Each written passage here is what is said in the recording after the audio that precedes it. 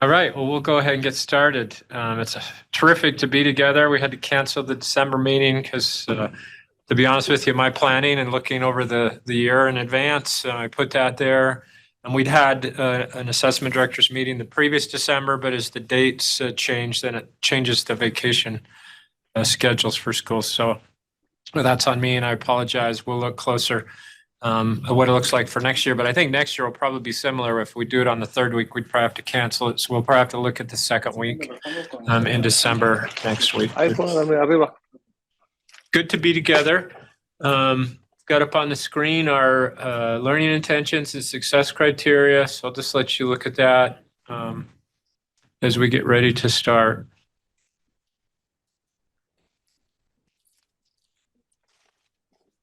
Okay, let's go to the next slide.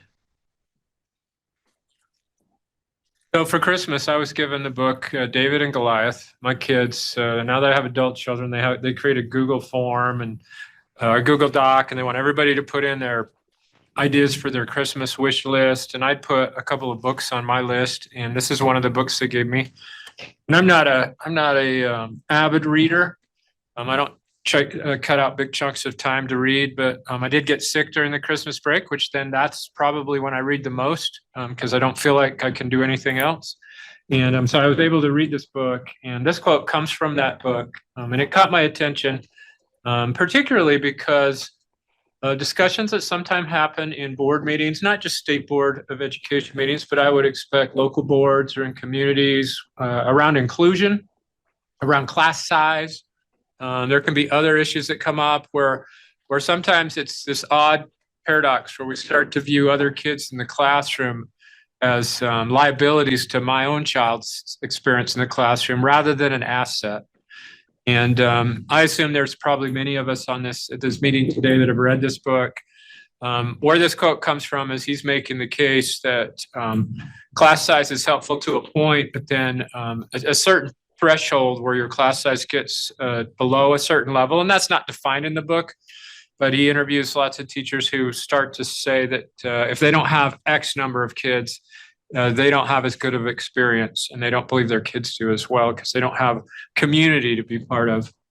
And I thought that was interesting. And again, as we think about the issues that our teachers face and our children face in our classrooms, just to consider that in a new light, I really wonder, are the other kids, or is student X, Y, or Z, are they a liability for my student, or are they actually an asset and a benefit to helping my child continue to learn? All right, let's go to the next slide. We have a new staff member we are happy to introduce. Katie, would you join me over here by this green mic? We didn't talk beforehand. Hopefully, Sid gave you a warning. We'd have you talk to the group. Katie comes to us as our new secondary math assessment specialist and also working with assessment to achievement. So Katie, if you take a minute and just tell the group a little bit about yourself and what brought your interest to coming to work for the State Board of Education. Yeah, hi everybody. I am coming to you from Skyline High School most directly. Kim's doing the hands up. Go Eagles. Yeah, I was a math teacher at Skyline for 7 years, mostly teaching 9th and 11th grade. Loved my classroom time there, as well as Wasatch Junior High. Before that, for a few years, I taught 8th and 9th grade there, and started my teaching career at Jordan School District at West Hills Middle School. Very fortunate to have some good mentors along the way at all of those schools. Ultimately, I decided to leave the classroom and join USBE this year because I thought my time that I was spending there was kind of coming to a peak in where I was getting to be, what's the word I want to use? The most efficient with my job, and the stuff that I was liking the most about it was kind of more on the administrative side and helping my fellow teachers and helping them come up with all their assessment tools and their curriculum and all that kind of stuff. So this job a little more aligns with where my passion lies at the moment. So I'm really excited to be here. Yeah. Well, let's pause for a moment. Is there anybody that has questions for her online?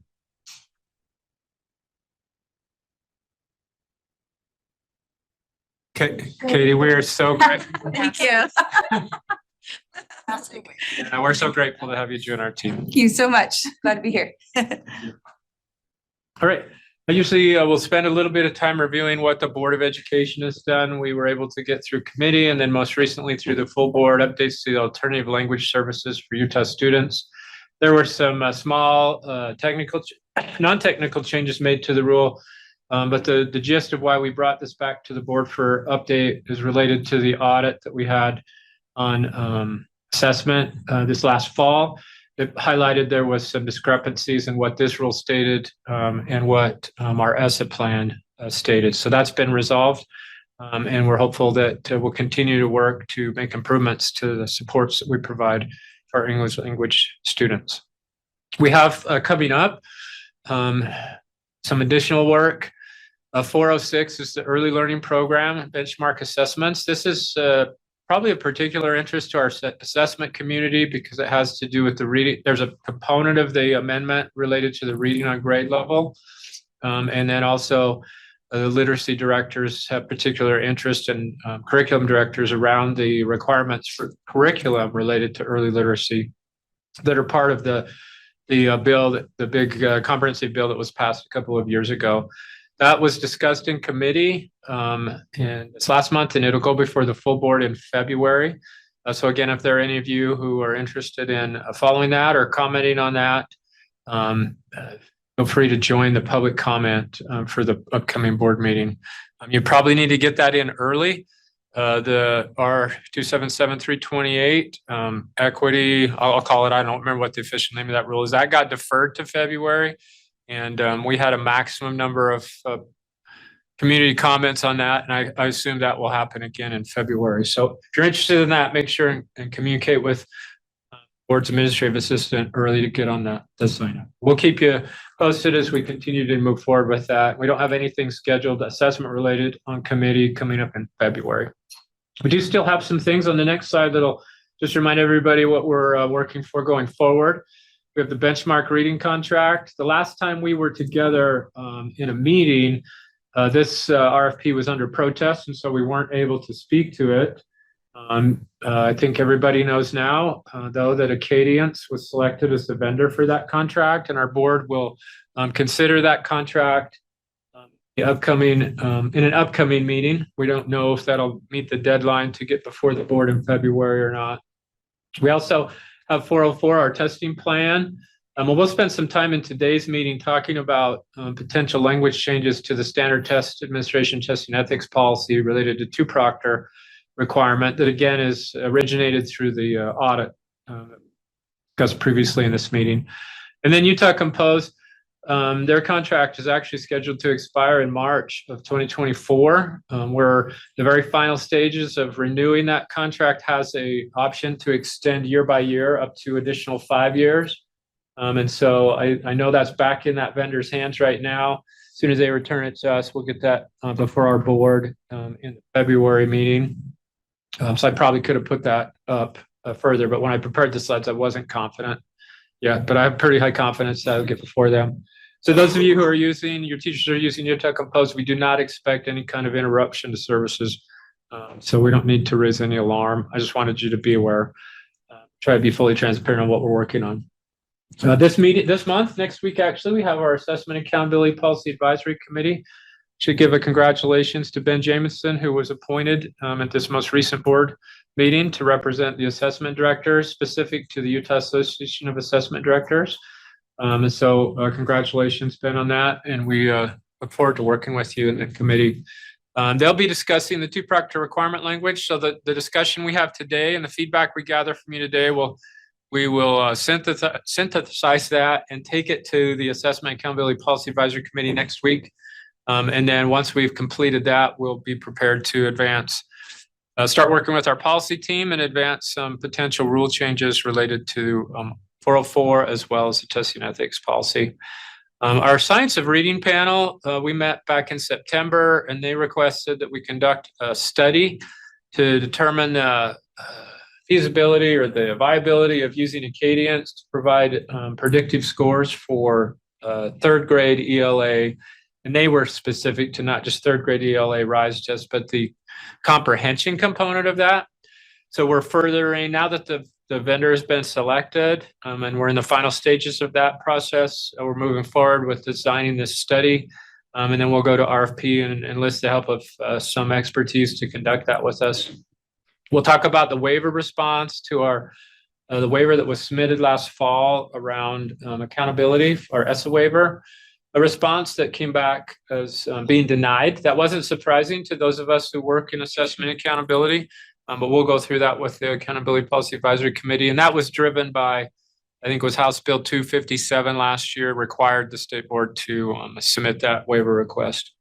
And then we'll talk today, as well as at APAC, about records retention related to paper assessment materials, as well as the testing ethics signature form that educators complete. If you remember, the audit talked about that. We'll spend more time in this meeting and advance that through APAC. So that's what we'll be talking about at APAC in January, and I'll provide you a report on that once that's completed at our next meeting. Because your about records retention are coming in like the next week. Okay, yeah. Please, we'll pause for a minute. Those of you who aren't in the Nearpod, please join. Even, some of you, that's not a comfortable way for you to progress through the meeting, but this is important for us in terms of the two-proctor requirement language that we're going to propose, and then also records retention. The Nearpods where we're going to collect your feedback and input related to those topics. I'll pause for a minute. Kim, how many do you see in there? 38. 38. We probably have about 100 or 120 in our meeting. We have 102. 102. And I can appreciate if some of you aren't interested in providing feedback and respect that wish, but from my perspective, I'm going to be selfish, and we really would like to have everybody's input. Certainly want to give everyone an opportunity. So if you have trouble getting into the Nearpod, reach out through the Zoom chat, and we can try to provide assistance to that. Okay, I think we can go to the next slide, which is probably the introduction on the records retention. Oh, vacancies. Yeah, we still have some APAC vacancies. The elementary principal one becomes open in February. There's a principal in Davis School District that serves that right now. His term comes to an end. It was a little bit of an odd cycle for him. It comes to an end in February. So after this January meeting, we'll be looking for an elementary principal or local school board member. This one's always been a challenge for us to fill. So I'm going to invite, if any of you have relationships with your local board members and you feel like they have interest in assessment accountability or would provide a good perspective or voice of reason, encourage them to apply for that. I have communicated with Lexi Cunningham, who provides leadership to the Superintendent's Association and also works with the local school boards association. My time at the state board has been, that's a position. It's been very difficult for us to find somebody who's willing to apply. Megan? Is there a link for people to apply at? Yeah, so on our website, which I hesitate to bring up because our website has been migrated to a new website. Some of you have probably interacted with it. So it's not what I would consider fully operational. We're still noticing some things that aren't to the standard we'd hoped on the day that we rolled it over. Links particularly to some places, the search functionality. But yeah, on there, if you go to the board of select board, and then you'll see on one of their drop downs opportunity to find their advisory committees, because there are a number of advisory committees outside of assessment accountability, and they've got a page that shows their policies for those and applications. Yeah. Okay. Yeah. And you're happy just to refer them to me. Over the last 3 months, where our website didn't have the accurate posting up, I had many people reach out to me and I provided them the application through email. Emily. Just as far as the website goes, if you had documents bookmarked, don't use those bookmarks anymore, because the document links have all changed due to the web migration. So if you're trying to use bookmarks that you had saved, just go back to the website. Everything is there. You just have to go back to where it is on the website, and you can re-bookmark it. But I've got a few emails from people saying, I click on my link and it's not working. And again, if you're using a bookmark link, go back and re-bookmark it. So, and if you can't find something, let me know. Okay, yeah, thank you for that reminder. Everyone could hear that. So elementary principal and then a member with expertise in working with special populations. And that's as narrow as that definition gets. And so it doesn't identify a particular special population. Could be students with learning disabilities, could be multilingual learners, it could be other groups. And we'll be looking to fill those slots as soon as possible. So I appreciate any help any of you can give me with advertising and promoting that. Some of you on this call may actually have be good candidates for the expertise with special populations. Okay, so let's talk about records retention. This comes out of the description in that internal audit on data reliability, and I've underlined obsolete and therefore not applied. So as they went out in the audit and looked at the processes that LEAs that you guys were following, and they asked about records retention. Their finding was that many of the schedules, the existing schedules, are obsolete and therefore not being applied by the LEAs. So the recommendation was that we work together and come up with some new language around that, or create new retention schedules. And this is one of the steps in that process or that journey. I'm hopeful that by the end of the school year, we'll have some updated or new records retention schedules related to, again, these any kind of paper assessment materials, as well as the testing ethics certification. Right now, those are supposed to be kept until the employee separates, right? And then I can't remember the materials, assessment materials. I think it was after separation with the student, 3 years after that. Okay, let's go forward. So this is the employee training records. This is related to the testing ethics. This comes out of that number 1916 employee training records, which again has been around for a long time. And there was therefore the reference to maybe obsolete for this particular purpose. And you'll see that retain until separation and then destroy the records. So in that case, you have somebody who's worked in your LEA or school for 20 years, you should have 20 years of signature forms, which seems unreasonable and unnecessary for sure, right? Let's go to the next slide. I think this is the poll where I want to get feedback. Again, how long should the signature forms that are, again, specific to confirming completion of the standard test administration testing ethics policy be retained in your LEA? 1 year until the next form is signed. And these are just me. When I sat down, I thought, well, what would be reasonable? And I thought one option would be 1 year until the next year when the form is signed, so that I never have to keep more than one form for each educator. 2 years, which would give me a bigger window that if there was some kind of an allegation that came up against an educator from the prior year, we'd still have their form, right? So I thought, well, maybe 2 years is better than one. And then leave it alone until separation. And then other, looks like we'll use the Zoom chat if you have recommendations different than these. I'm also open outside of this meeting if you our records retention czar and you want to send me a different recommendation in an email with more detail, I'm open to that as well. Let's go ahead with the poll. Is it open now? Assume it's open.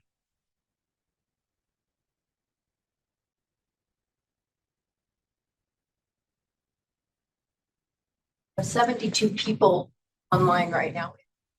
Oh, great. Thank you, all of you, for making that extra step to get in.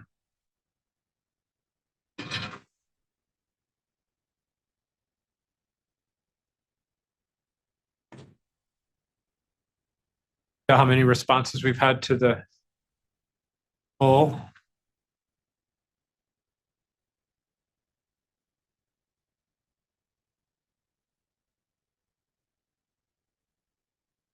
I'm not including We'll go another. SPE people, but there are people. I'll go another 15 seconds to give those who haven't I collected. will share the results. There's an overwhelming choice. Okay. About 5 seconds. Okay, Kim, let's go ahead and close that poll. Here's maintaining documentation. That looks like, yeah, it is a strong support for that. I'm going to pause for a minute and see if there's anyone who might have offered either that one, or let's start with the other options. If there's somebody who's offered a response to the other option that would like to share your thoughts on it, so we can have a discussion, just come off mute. I mean, there might not be, you might be fine. I'm interested in the other as well, 2.6 that had an other. I can't see the Zoom chat to see what that is, but So Does anybody Darren, like- are you saying that that's like the physical paper form instead of a digital format? The actual well, no, I signed haven't paper? clarified. I think digital or paper format, I think can meet the requirements. Thank you. Gotcha. Okay. If there's no other comments on this, let's go to the next. I think I've got another poll question related to the performance testing. There are not very many instances now, as you know, where we have paper copies of test documentation that would have records of a student's score on it. When they did the audit, they were looking at Acadian's math, and they might have had some Maze. Some of the Maze. Does the Maze have paper? So that was in the audit as well. So there's a small number of our statewide tests that use paper documentation to record student scores or use it for scoring information. Right now, it's to retain for 3 years after separation and then destroy the records. So my elementary students, they'd be, if they're in the school through 6th grade, I would keep it those documents additional 3 years after that. Let's go to the poll.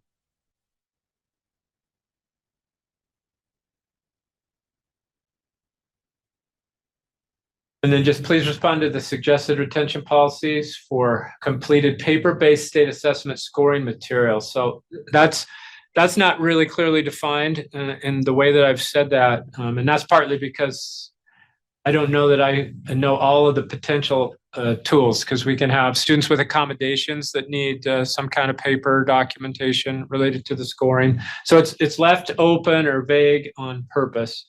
But go ahead and respond to what you believe be most appropriate here.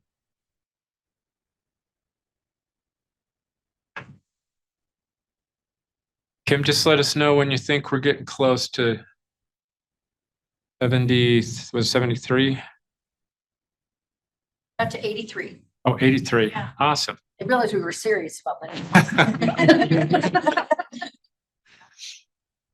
that. Once the poll comes up, you get a little, was it FOMO? Is that the term?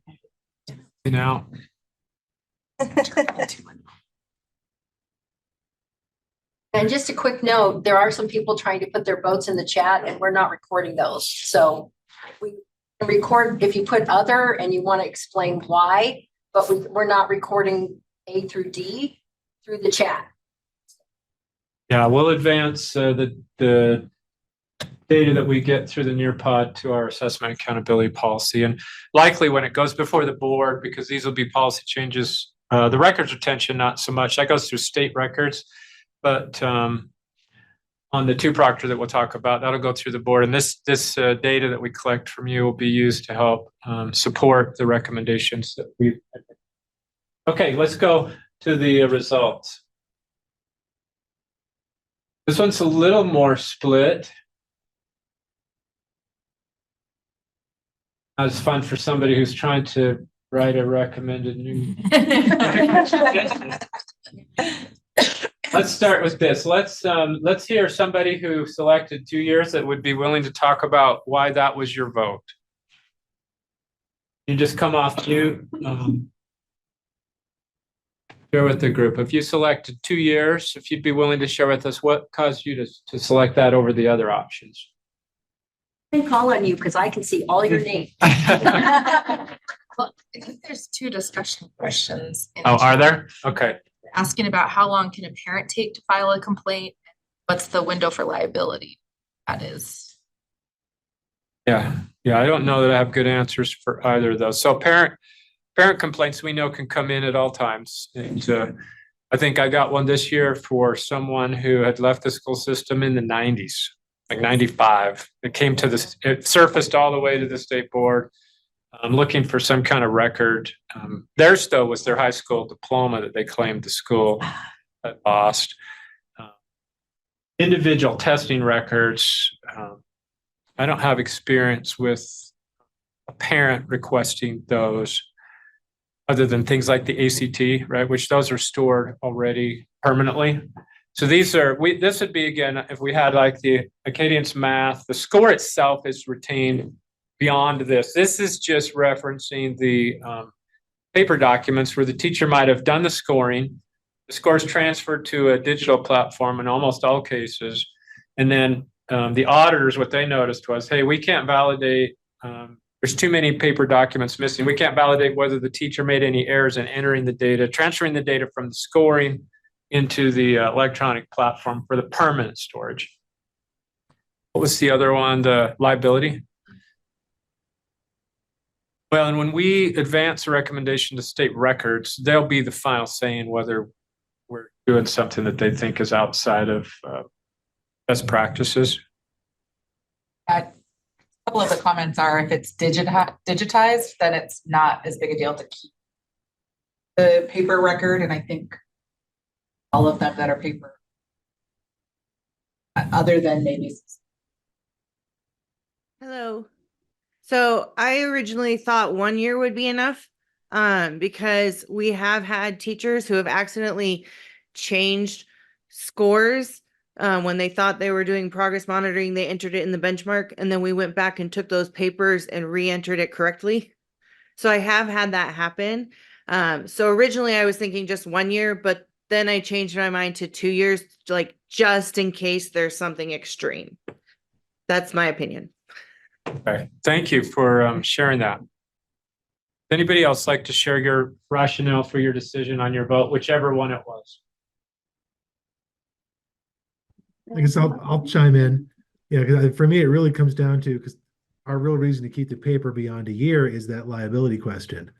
At what point do we no longer have to provide all of the proof of why a score is a score? So it's hard. I said 2 years thinking that was probably enough, but I don't know. Could someone come after me 5 years ago and say, hey, I think my score was changed? Because ultimately we have to have someplace to put all this stuff. And that becomes its own challenge. I also, sorry, go ahead. No, you go ahead. I was just offering a thank you. I also think that after 2 years, we have more assessment information on how they are doing now, how we're doing in this in the last year, if that makes sense. Like that 2 years ago is who that student was 2 years ago, not today. So in some ways it becomes obsolete. The record itself becomes obsolete. Okay. All right, before APAC, I can find out more about liability through our legal team here. But we'll advance this information and bring it up with our APAC group next Wednesday. And again, my goal is to try to get records retention updates related to these two specific issues by the end of the school year. We'll keep you posted as that progresses and might come back to this group with draft records retention schedules for both of these when we get to the spot. Okay, I think that might be the end of my slides. Can we do a quick sound check? Can everyone hear me okay? Yep. Okay, good. And everybody hear me? Okay, just in case. Because I have to run the Nearpod, it's easier for me to stay here under the mic instead of moving. So we're going to talk right now about the 2 proctor rule update. As you know, there has been a recommendation from the audit that we should consider the objective of the current policy that requires 2 proctors to be actively involved in assessments and consider defining the word proctor in board rule. And this, by the way, would be connected to R277404. That's where we're talking about we're going to have to update the standard test administration. So that's where this comes from. So we wanted to throw this out that we have come up with a new considerations for updating the 2 proctor rule. Okay. First of all, you're going to notice that on all of these slides, I have a little meme that says setting our students up for success. Because sometimes when we start talking about this topic, it becomes more about convenience for the school, convenience for the adults in the room, And we're not putting our focus on the purpose of standardized tests, which is for students to show what they've learned, their success, so that we can use that data to show how our students are progressing. So the number one thing that we want you to think about as we're talking about this is remember that this is really about the students and making sure that the proctors are upholding testing protocols and providing an environment for students that is standardized, non-disruptive, calm, and have people in the room, the adults in the room, are prepared to answer and deal with any challenges that might come up. Some of the commonly reported issues that we hear about or have experienced personally, because many of the people in assessment are all teachers, are things that are what happens when students are late to class, particularly in like Utah Aspire Plus, where it's a timed assessment, okay? What happens when a student suddenly takes ill? And having been a teacher where a student threw up in the middle of a test, it's not a fun thing.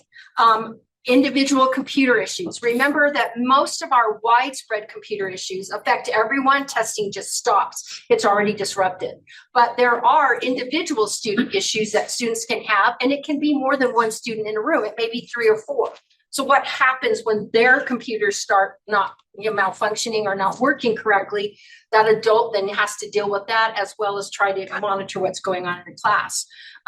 Assistance with test accommodations. It is essential that all proctors know what accommodations are supposed to have been activated for a student prior to testing and making sure that those are being used correctly. Anytime a student has a question, and remember, they can't answer a test content question, but they certainly can respond to any question the student asks, even if it's to say, please do your best, or yes, you are having a problem with the computer, let me show you what you need to do. And of course, monitoring appropriate test behavior, which goes to all of the situations with electronic devices, and finally, test security. So those are the things that we are considering as we look at updating this 2-proctor rule. So the current policy states that a proctor is present. Active proctoring takes place throughout the test session, and that at least 2 assigned proctors are actively involved in each testing session. And what the audit found is that what actively involved means, and that's where some of the gray areas happen. And so as we have messaged this, and both Jared Wright and myself have messages over the years, that what actively involved means is that one test administrator proctor is in place at all times. And then the second proctor could be somebody who's monitoring, going from room to room, handling things like that. Some schools have interpreted that there are 2 adults in the room at all times.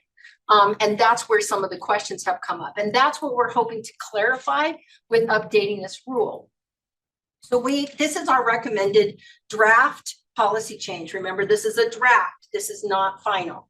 And this is what our language is a proctor / test administrator, and it depends on the test, which is why both of those are listed like that, is always present during standardized testing. Active proctoring takes place throughout the test session.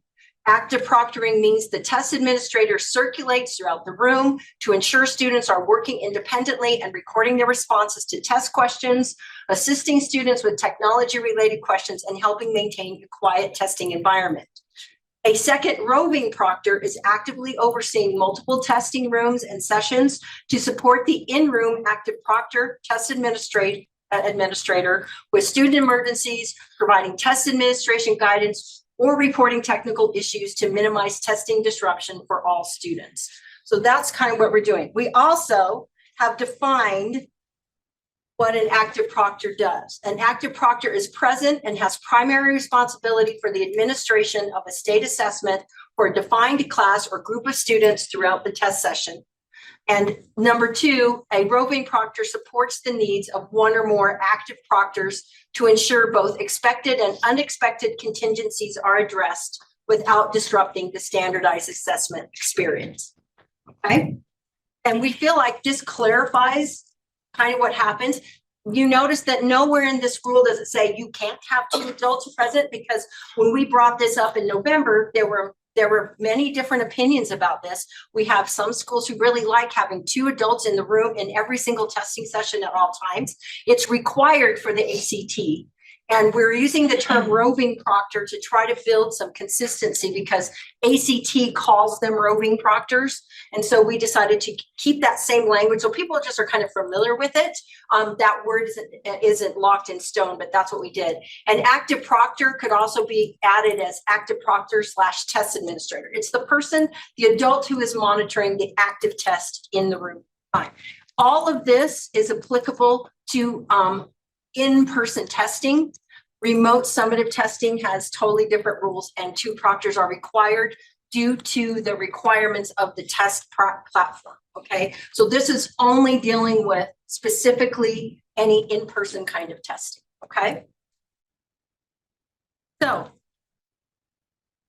could you please, in the collaborative board, provide any feedback that you have, include any recommendations you have, whether you like it, whether you don't like it. This is kind of an open forum board, but we would like to have recorded responses rather than everybody jumping. We may have you explain afterwards, but we would like you to please share in writing so that we have something to take when we go to APAC, so we can show, you know, the amount of feedback that we got and where considerations are. Kendra asked, will there be guidance onto how many classrooms a roving proctor can cover? That's going to be pretty individualized to the school, but you know, usually 3 or 4 classrooms at a time. It depends on how you're doing testing. So that would be a, you know, ask that. So.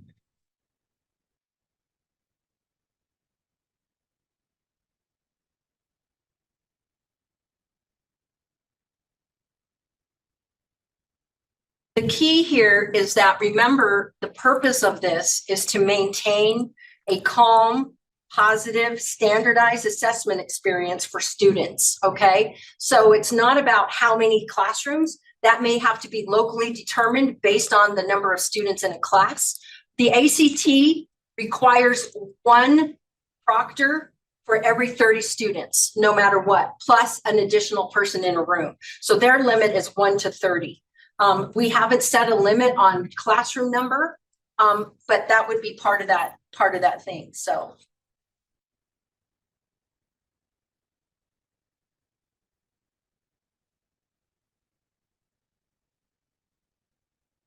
The other thing to consider is that the proctor doesn't have to be the roving proctor doesn't have to be a certified teacher. It could be the person that you've designated in your individual schools as the testing coordinator, which most schools have somebody, an administrator or someone else who is charged with that rule, with that assignment. And that is a really useful way to do that.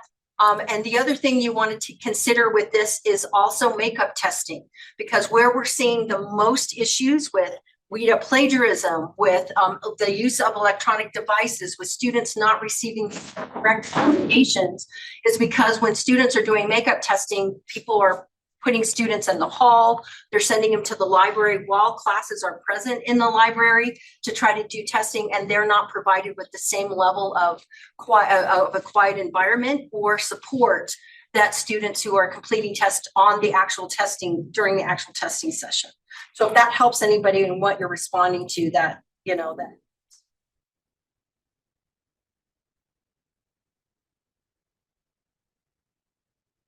Yeah, and thank you, Ben, about the ACT. The one thing that you may not be aware of, in the standard test administration and testing ethics policy, it specifically states there is multiple places in there where it says you have to follow, for each individual assessment, you also have to follow the recommended test administration guidelines. So we don't have to put in there that there may need to be more robust, because that is part of the ACT test administration rules, just like we have a timed test for Utah Aspire Plus rules, and we have an untimed test for RISE. There is a one-on-one proctoring with Acadience, so that in the way that that test is administered, it's not appropriate to have 2 people sitting there while the student's responding, but that's the kind of thing that has to handle, and that's where that comes from. Okay. All right, it looks like pretty much everybody's responded. If you have any other comments, please feel free to reach out to me. Yes, Brad, yes, you say rovers have to complete it. Every single part, that is absolutely part of this, the test administration policy. Any person who will have anything to do with any statewide test has to go through testing ethics, which is why we recommend every single year that virtually every single person in your school, sometimes including lunch ladies, go through testing ethics, because in case there's some bizarre kind of experience, what if you had a sudden influenza outbreak or something, that you can have somebody come in and assist with proctoring, because everyone's had testing ethics. So everybody would have to have done that. So, okay. All right. We're going to go ahead and move on from there. So now, of course, we're getting ready. We're gearing up. We've already started WIDA access testing. You know, Acadians is in the middle of the year. As we have our assessment task calendar that you guys looked at in depth during Building Connections, here's your quick reminder for what assessment tasks happen in January, February, and March. Remember, this is a very high level list, but I also put the new links to the assessment task calendar and the 2023-2024 assessment resource guide that also has the links and the dates for this year's testing windows in case anybody has any questions. Just remember that there are a lot of things that you have to attend to, and hopefully in our September Building Connections meeting, you were able to work with people within your LEA to assign some of these tasks so you're not quite as overwhelmed. A quick test administration reminder that all statewide assessments require test administration training for the staff administering assessments, not just RISE or UA+. We've had questions about WIDA. We've had questions about access. We've had questions about the Apple test when Apple was happening in the first semester. Remember, test administration is required for every single statewide test. They also require that proctors review and read that manual, their section that's applicable to them. They don't have to read the entire however many pages, but you need to make sure that they clearly understand what they have to do. All statewide assessments require proctors to read all the scripts that are provided in the TAMs word for word for every single session of the test. The good news is, because you don't know this yet, that both Utah Aspire Plus and RISE now have embedded scripts that students cannot skip. So when they log in this year, they're all going to be in for a really big surprise that they actually have to listen all the way through to all of the instructions that teachers have been paraphrasing, sort of skipping on the second day, or a student comes in late and they just go, here, go ahead and take your test.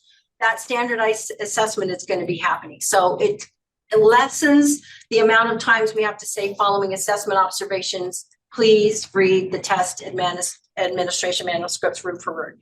And then this checklist is pretty specific. One of the last little checklist I want to point out, because we haven't completely updated the two-proctor rule, but this is something that you want to think about. And this is what I've communicated for years. In fact, I think I copied this from emails I've sent. And that if you need to have a school plan for communicating issues that may occur during testing sessions without disrupting students. Because what happens is if a student does throw up and there's only one proctor in the room and there's nobody that they can communicate with, what is happening in the school so that you can disrupt? And obviously a student throwing up has disrupted everyone, but you do want to get that taken care of and solved as quickly as possible. So that's one of the things you want to make sure that they understand. And you want to make sure that, and this is a big one, the fourth checklist, and that especially for our online schools this year who are doing remote summative proctoring, it is required that every student and every proctor complete a training and practice test so they understand how it's going to work. And we're recommending that you actually do that immediately before you start testing, not like now and then start testing in March. And we'll be providing more guidance for that as Elise does all of the trainings, because we know that you haven't been able to see everything, and talk about that more a little bit later. Can cell phones be used for testing communication in different rooms? Cell phones can be used by the adults, okay? But they need to be on silent, and they have to be, you need to make sure that everyone's aware that you don't take pictures of the test and then email it or text it to someone else. If you're having a problem with a question or something is stuck, you don't take a picture of it and then text it, and Adam's here, so we'll pick on him. Somebody doesn't just text Adam or send him an email of, hey, Adam, this question isn't working correctly. You have to, it needs to say, Adam, we're having a problem with this question. What do I do? And just so you know, you call us, you call the help desk. You do not email, you call. And that's part of that whole communication plan. So that's a really good question. Any other questions on this? Okay, so yeah, cell phones can be used.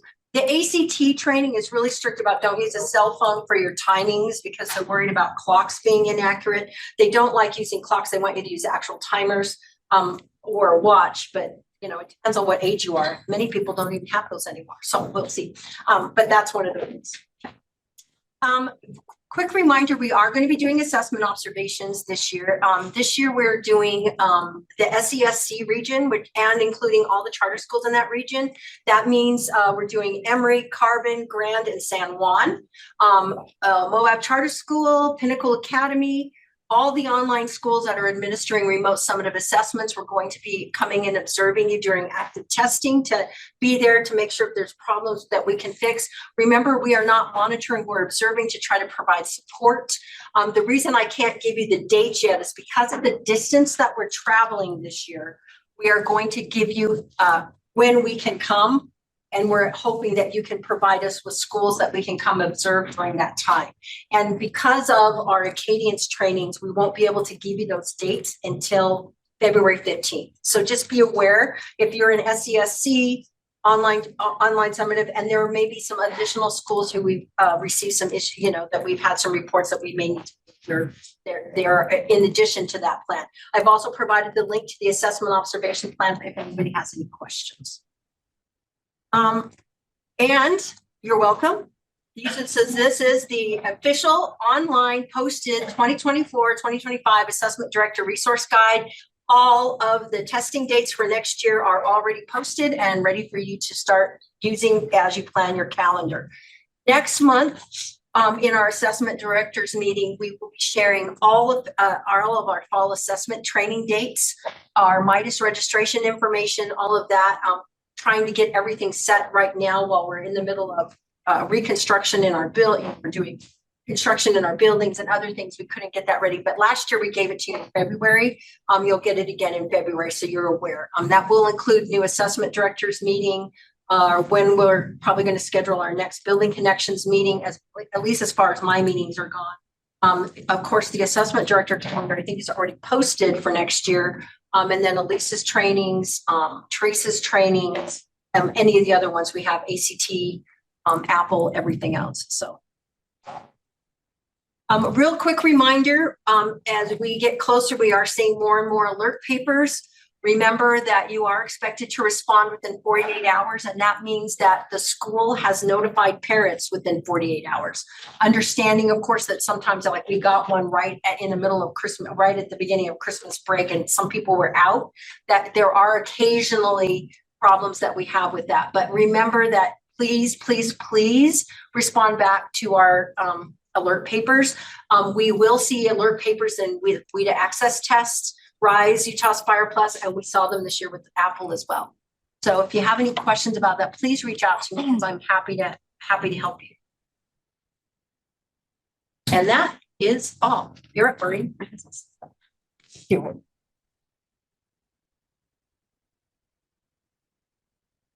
Alrighty, so for rostering, we just have a couple of things today.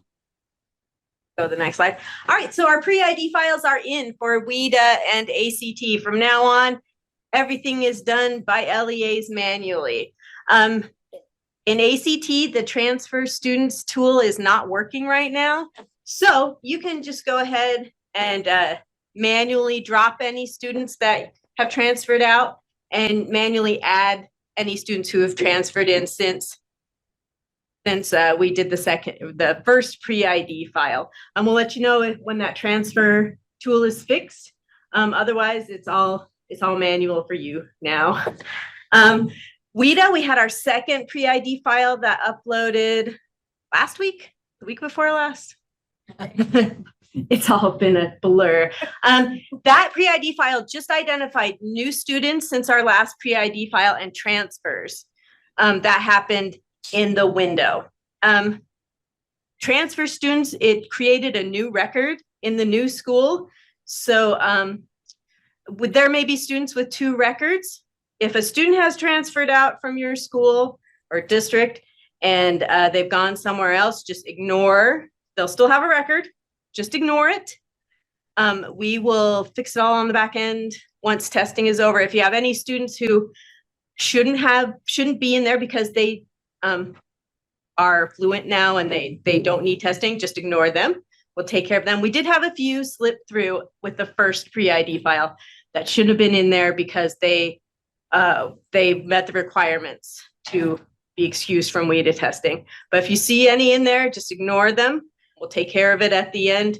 And when we do our data validation, we should be able to just get those guys out of there.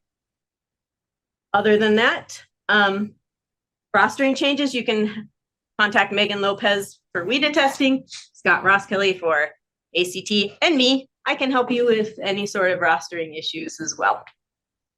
And I think that's it for rostering. Next slide. Core code list and student rostering manual. Read them, please. They're there. They're great. These are the new links on the new website, so you should be able to find them. They are fantastic resources. They have all the information you need right there. And that's it for me. Questions? Contact me. All right. Megan Lopez here, and happy to say Katie Bars as well. And Katie is going to be joining me in leading out in our assessment to achievement as one of our program managers, which I am delighted about. We are now in the process of recruiting our next cohort. So exciting. I'm going to really stress that if this is something you've been wanting to do, now's the time, because we will not be recruiting for another cohort for a couple of years. So this is the time. I have sent out memos, applications, or just interest surveys. So please, please, please reach out if you have questions.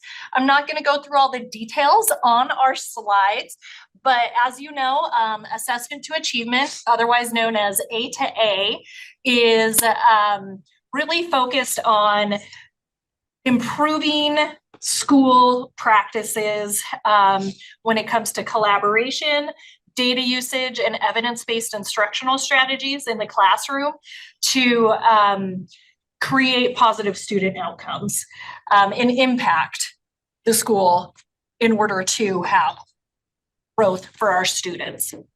So keeping on, again, and that just kind of goes over what I just talked about.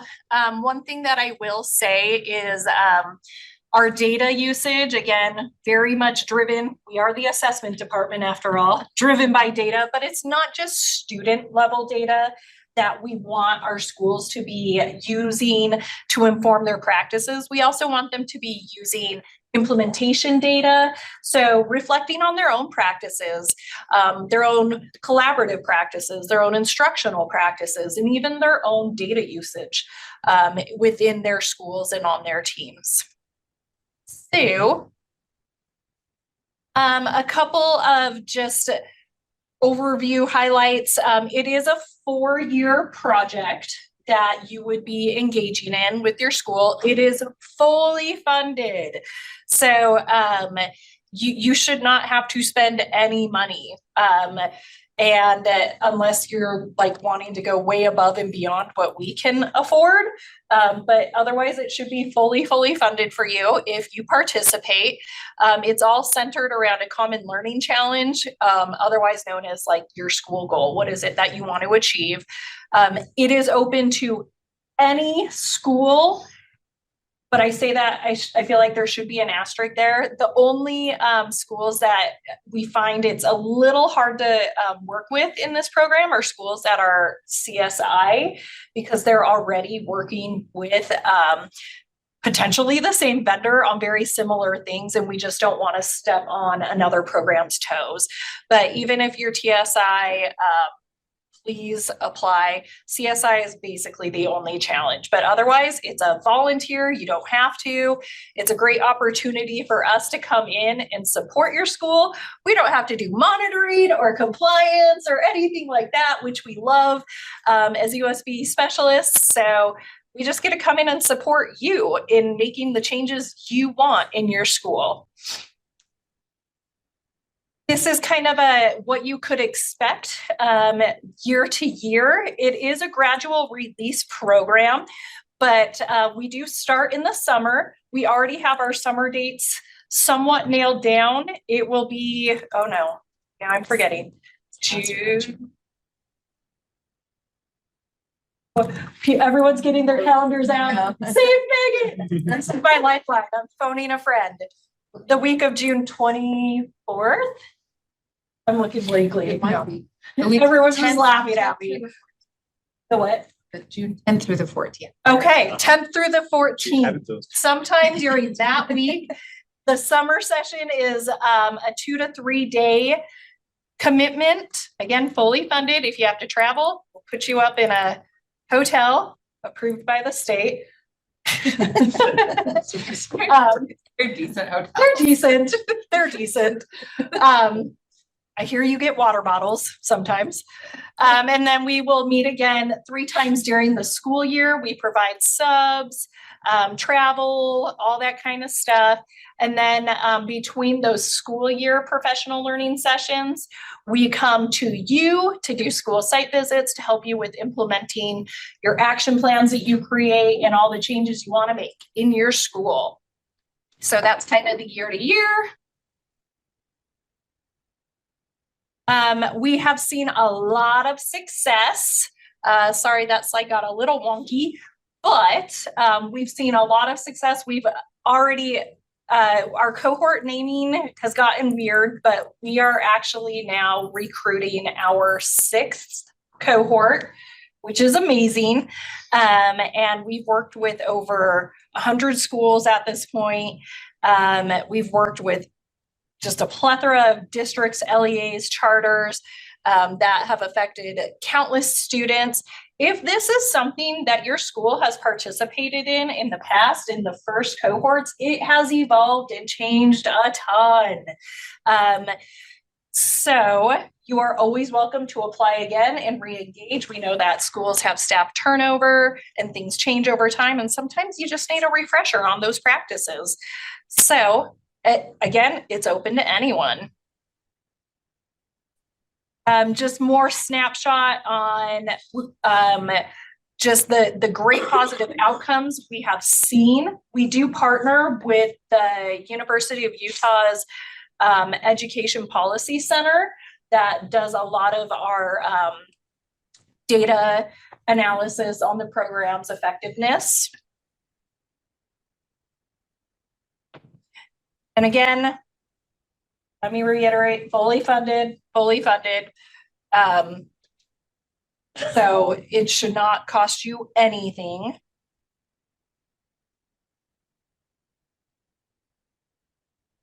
Not going to go through all of this, but we do give your teams lots of time to plan, to make the change. That's okay. So this first one is, if you are just interested, you're not ready to apply yet, but you would like to request a meeting with myself, our vendor, and Katie, you can fill out this form, this Google form, and then we will contact you to set up a meeting so you can ask questions, get a feel for it all, and decide if you want to apply. The next one, if you're like, nope, we're ready to apply, we know we want to do this, then you can just go ahead and apply. And I will tell you already, because I've sent this out in memos, we have already had schools applying, which is awesome and great. We're going to try to take as many as we can based on our budget and finances.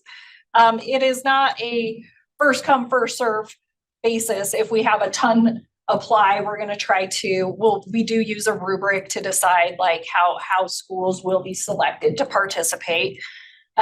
We try to accept everyone as possible.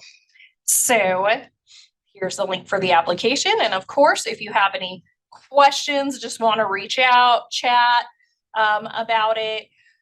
Here's our contact information. A to A. All right, taking off that hat, putting on another. WIDA! Yay! Adventures. We are in access testing first. And Michelle, myself, Tracy, Kim, Maureen, we would all like to thank you so much. We are trying to implement some new things to make testing a little more effective and efficient. There, of course, are always challenges, but we very, very much appreciate your flexibility, your patience. As you know, testing in the winter when it requires materials is always a fun adventure. And, you know, shipping companies sometimes make promises and they don't always fulfill those promises, but we have been working with our vendor to make sure that we can, and coming up with ideas for next year to make sure we can mitigate these things. Please do note, excuse me, as many of you know, AMS went through massive changes this year. And I would really highly suggest you bookmark the link on the very bottom of this slide, because this is kind of your guide and help to all things that have changed in AMS. And of course, you can always reach out to DRC if you have any questions about the functionality of AMS. But I have found that that link at the bottom has been very, very useful, and it actually provides a glossary so you can understand just name changes. So instead of, test, now I don't even remember what it was called. It's called a registration versus like the test session that students are put into. So it'll explain all the different name changes. Next.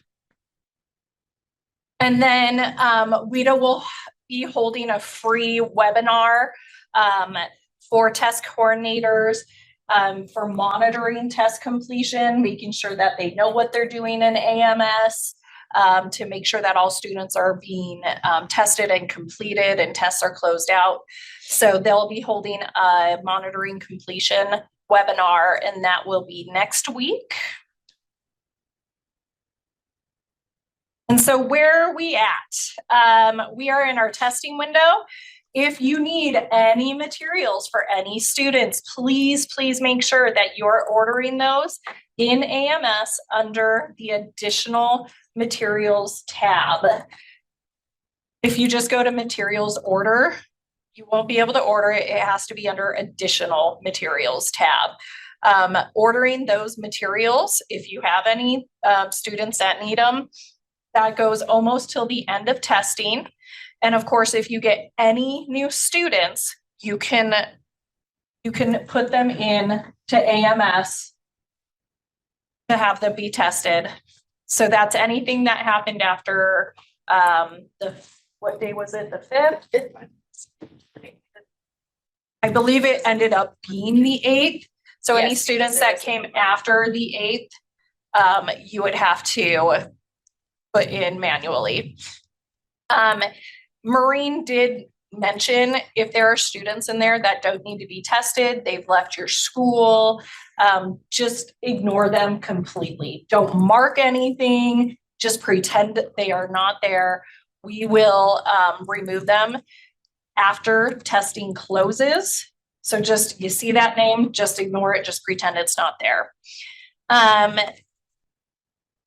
Materials, again, we tried to address this in AD memos and everything. Again, we apologize for the delay in shipping, very, very much so. And again, thank you for your flexibility.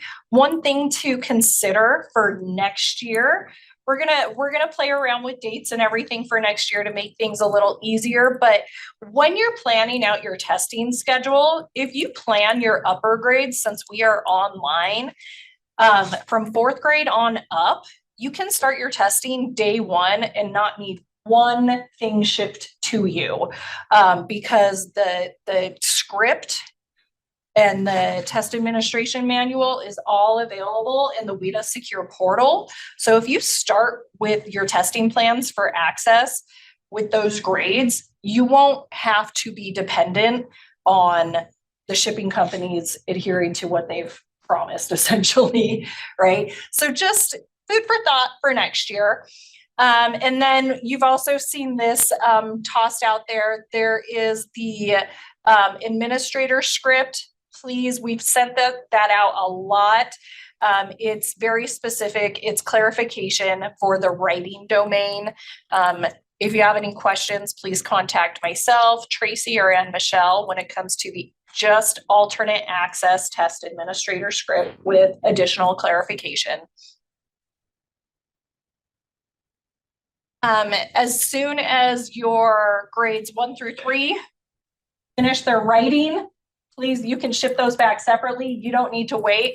The faster you send those materials back, the sooner the DRC can get scoring those. And this also ensures there won't be any delays in score reports. And of course, shipping things back, always dependent yet again on these shipping companies. Yay! And as we all have seen, lots of storms happening back east. So the sooner you can get those back, and we know there aren't going to be additional weather delays, they can start to score those. Again, couple reminders about parent exclusion. If you need any guidance on what to do, since it's not on that parental exclusion form, Access is not, just contact us. We're happy to walk you through those discussions and provide support. We even do have parents reach out to us directly. If that happens, we will always include you in the and then follow up phone calls or emails. And now plagiarism. That's your mic because Not really cheering for plagiarism. thanks, Megan. I'm gonna stand by the mic because I lost my teacher voice a long time ago. Okay, so Which is not accessible anyway. So, WIDA plagiarism has been an issue that we've been talking about for the last few years. Last year, we sent out a Utah-specific script that had two purposes.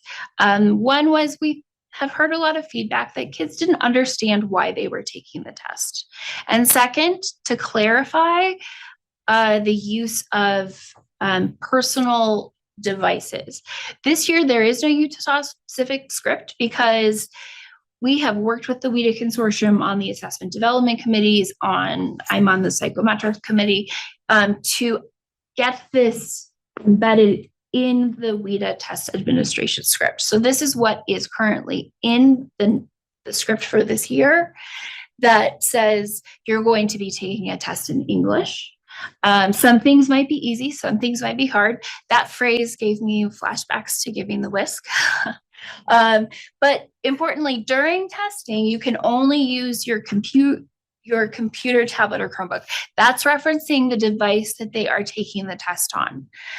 You also will use headphones or a headset. That's the headset provided by you at the school. You cannot use cell phones, smartwatches, or earbuds. You cannot make calls, send messages, take pictures or videos, use social media or the internet. So this is very clear. And this is part of the script that must be read at the beginning of the testing session. So some facts about WIDA plagiarism on WIDA Access.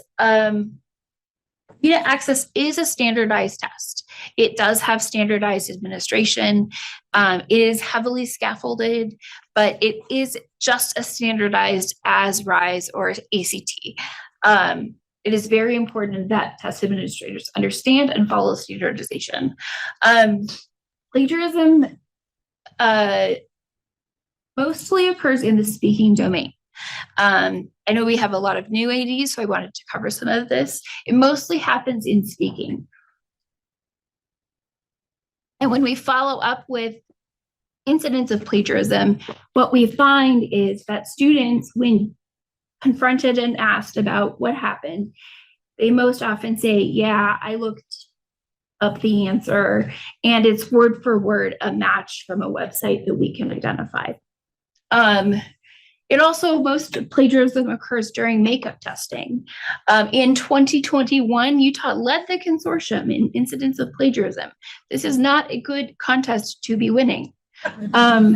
So what we did was increased our messaging here in this AD meeting, but it was really because of your efforts with your staff and your test administrators that we saw decreases, massive decreases. I want to give you a lot of credit for that, because of training test administrators and clear testing policies. It's seems like simple awareness and just drawing attention to these factors of making sure that smartwatches are in the back of the room or whatever. Megan, go ahead. Well, and I'd say, and Kim can confirm, in almost all the cases, it sounds crazy, but it was burner phones, right? Students had secondary phones. They put one away for the teacher to see or the proctor to see, and then a secondary one was hidden in their hoodie or their pocket, which is nuts to think about.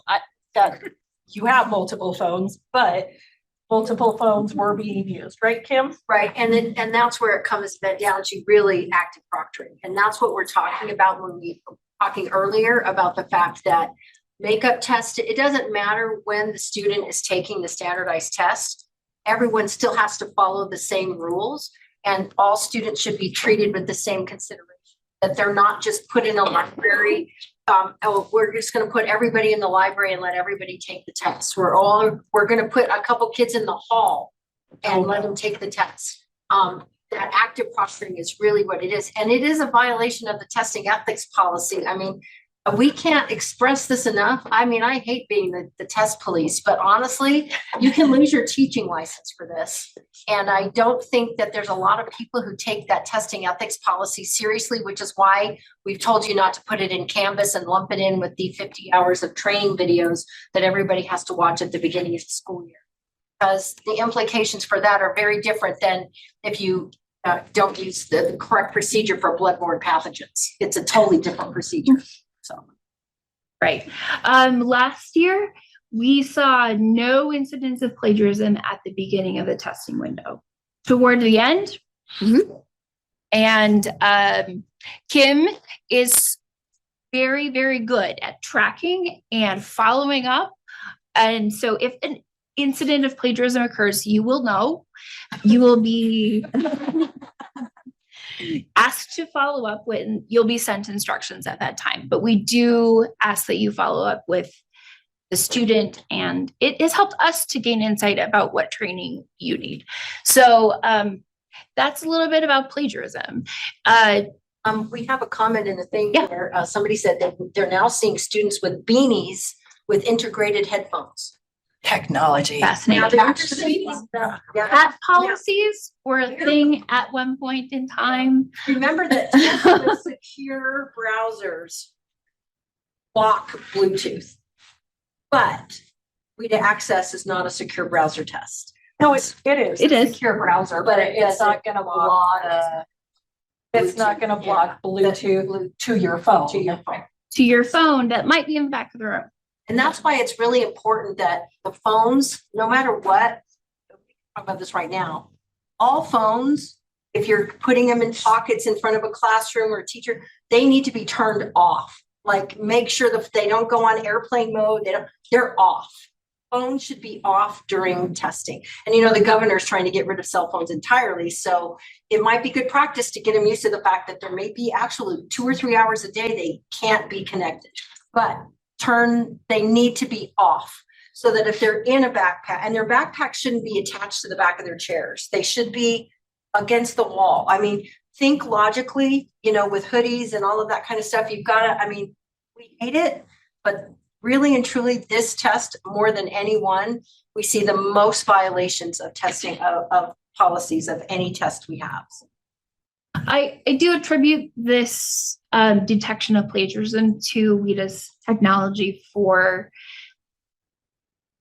looking at speech to text match to online content.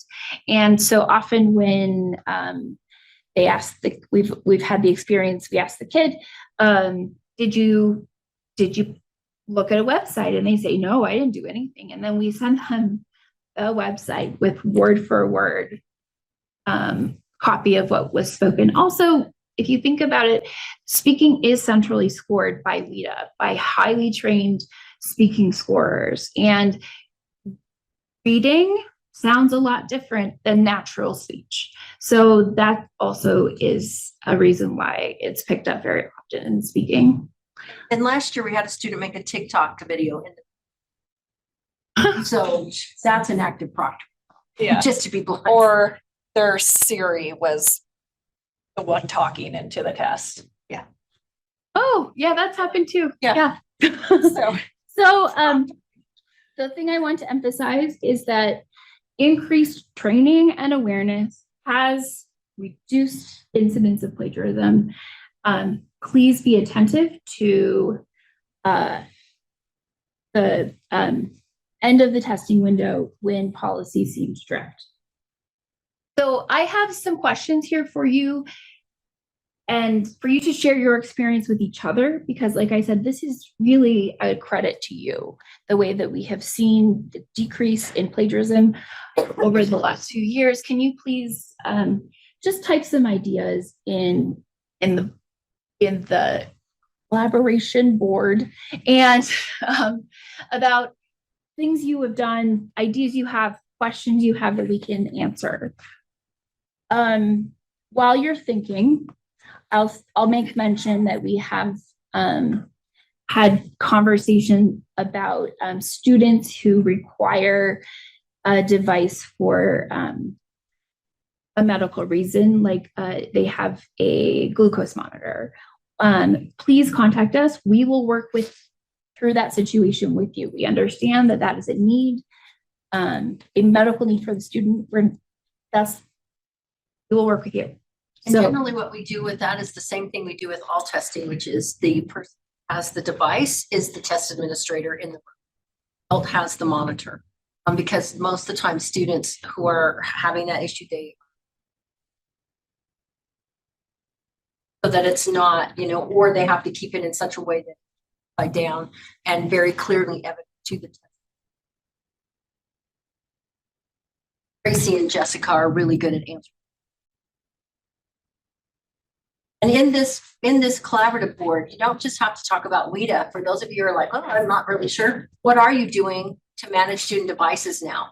And how, what are you talking about? Have you guys actually addressed plagiarism as a whole? We've added a little bit of that to the testing ethics policy, like students who aren't doing something, what are you doing? And again, focusing on ensuring that all students have standardized testing experience. So if you guys will go ahead and type in, we'd love to see some answers. And we do use this when I update the testing ethics policy trainings, and as well as when we provide you the information.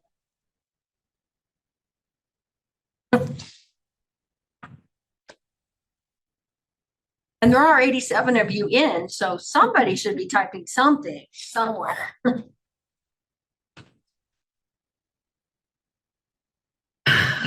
They are actively proctoring something. Are there any questions that I can answer about plagiarism? You can contact me. You can contact. Okay, they're all coming. I knew this was happening. They're just thinking. It's just wait time. You can contact Megan or Kim or Tracy. All three of us work together to support this assessment for our students.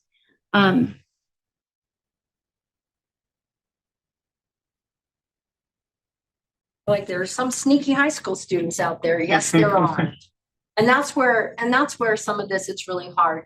And I like what somebody else pointed that talks about, it comes down to relationships with, part of this is that if the students are familiar with the person who's going to be administering and proctoring their tests, and they feel like they have a positive relationship, that is always goes a long way, which is why so many people prefer to have the classroom teacher give summative or standardized tests.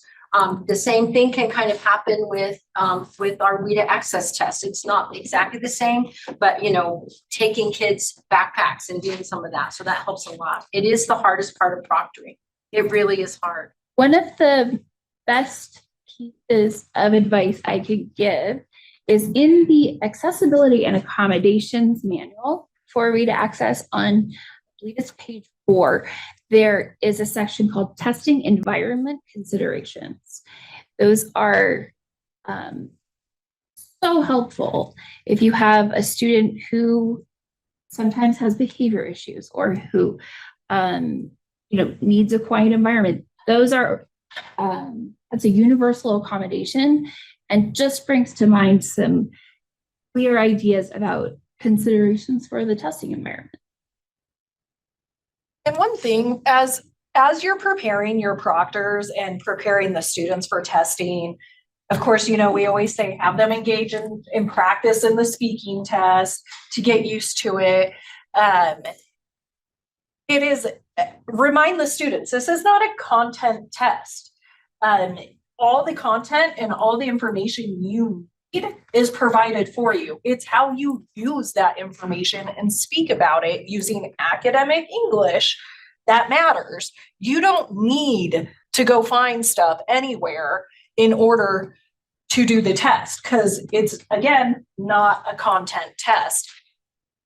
So how is all the information that you are given on the test, how are you going to use that and speak about it using academic English language? And I would add that the best way to do that is to expose them to the practice tests.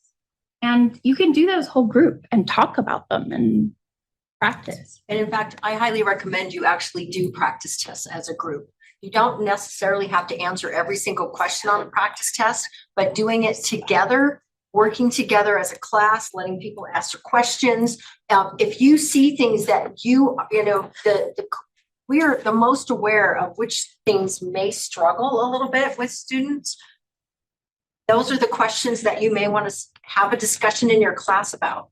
And every single test has a practice or training test. And every single student should be on those practice tests in all the content that they will be taking. And it's really easy when we hit the junior high level going, oh, they've taken RISE for, I don't really need to do this test. Not understanding that all of a sudden now they have equation editors and they have different functionality on tests that help them. So that's part of what that is. So that's part of it. And so that's one of the things. So a lot of kids coming from out of district. Yeah, for ELs coming from out of state, yeah, that may very much be true that this is the first time they have encountered WIDA access. And WIDA access has both practice and training tests. They serve different purposes and you can utilize them both. Right, so we just had a comment in the chat, and obviously the assessment section is gonna have a discussion about that. And that is, it says a new device that entered our school this week is a flipper that will immobilize electronic devices. It is small and will knock out internet, ruin phones, turn devices on and off. It's illegal in other countries in some states, but not in Utah. Kids are getting smarter. So that may be something we're gonna have to. Adam's in the room and I just saw him go. Google it. Wow. I would be concerned about that affecting medical devices for students, like diabetes monitors and like that. That's scary. So, yeah. A legislature.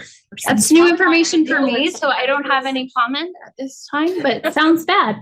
I think that's all. What was I going to say? EL kids are smart. and also know that they have learned how to use technology to their advantage and have been encouraged to in class, to use Google Translate if they need to look things up online. They have learned this as part of their instruction. And that's what's a little bit different about this test versus other tests. That this is something that they use every day that's not allowed on the exam. So just to keep in mind. Thank you. We just looked it up on Amazon. You can buy this device for less than $40. Oh, no. Okay. So on that really happy note, we're going to take a 5-minute break. Oh, Google it. So we'll see you back in 5 minutes, and we will start with Apple. Yep. Okay. Just one little tidbit here for Apple. These are the fall 2024 testing window dates.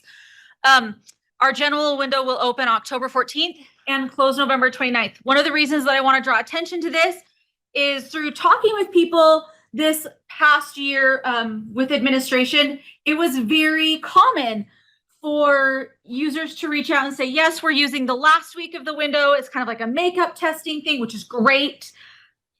Waiting till the last week of testing is not recommended anyway. So using that as your makeup window is good. Oh, you muted, we good?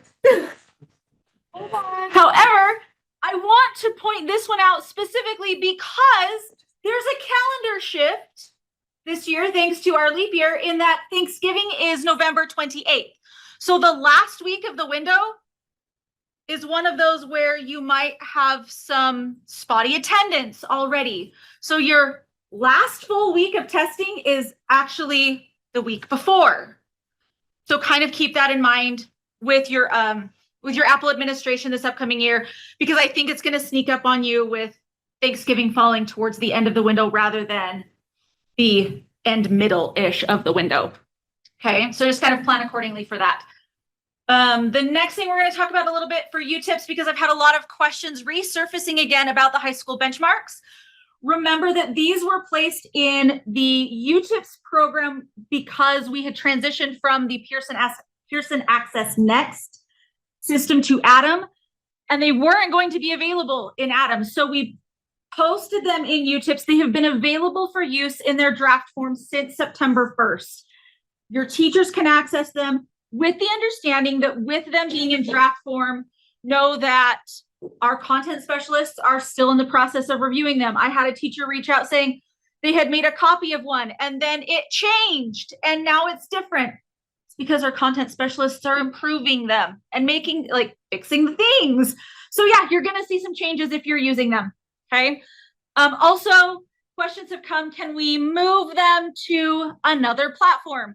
And that is not permitted. Copying them from one system to another would violate the testing ethics policy. So if you are using them, they are to be used with fidelity within the UTIPS system, not moving them somewhere else. They're Utah copies. They're copyrighted to the State Board of Education.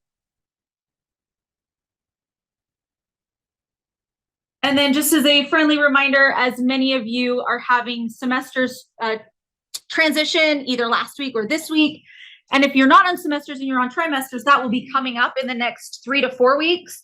If you all of a sudden don't have UTIPS rosters, remember that it can take up to 72 hours for that sync to catch itself up with Utrex. So if you are experiencing difficulties, please still reach out, but understand that this might be the cause of why you're experiencing some difficulties. And Maureen and I can look at that. Comment in the chat. Okay. That they require significant editing or not very usable in their current form.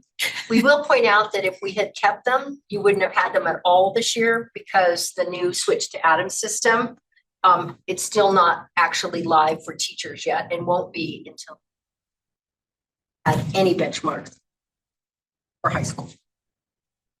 Okay.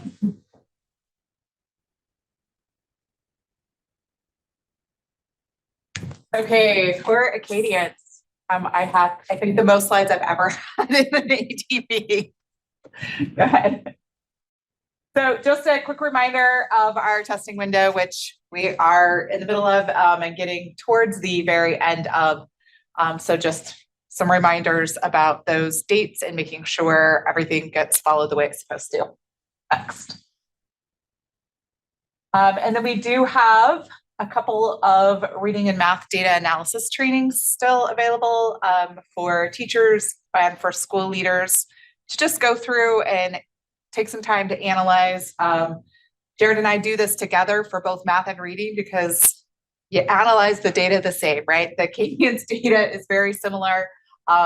In the training, you can look at either data set, and then the participant notebook that we have works for both reading and math. And we've recommended the teachers make another copy that's blank. So if they analyze reading during our training, that they can then do math at a later time and look at both data sets.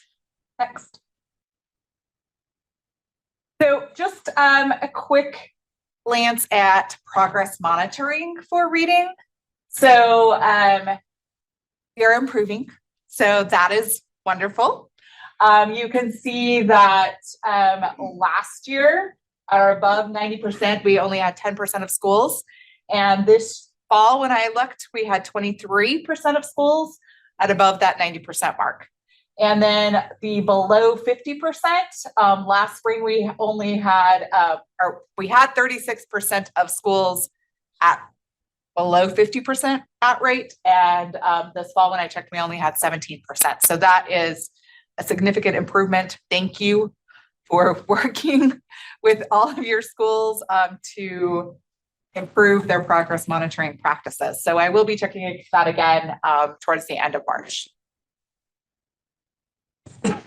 And then just a reminder that if you have students at the middle of year that were at benchmark at the beginning, but are now below benchmark, that they should still receive a diagnostic assessment and then receive interventions that align with that diagnostic assessment and their needs. So now that they have dropped, you do not need to retest students that already had a diagnostic assessment at the beginning of the school year, but any new students that had not previously been identified should receive that diagnostic assessment at this point.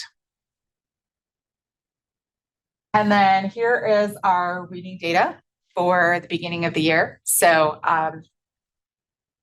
normally we send this out in December, but we didn't have a December AD meeting and it was a little slower this year. We just had some complications with getting some of the data sets. So you are welcome to take a look at that state level or LEA level for the beginning of the year data. We're not going to take time right now in this meeting, but those links are there available for you to look at.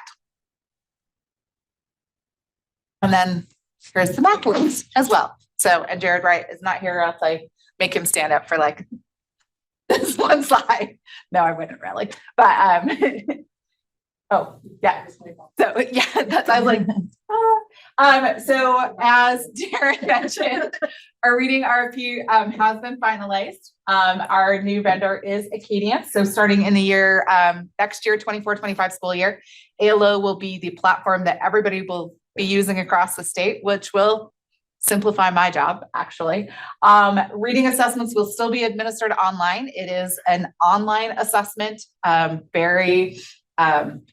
has all of those components. Data can be entered in from paper and pencil assessments as well, but the majority, and we highly recommend that you use the online assessment component for reading.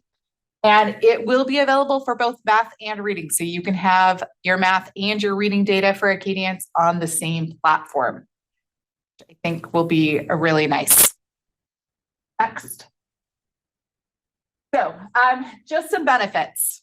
It is consistent assessment measures and benchmarks. So using the exact same assessment that we've been using in our state for years and years and years will allow us to be able to compare that data and look at that historical data and not have a new assessment with new measures that no longer aligns to our prior data.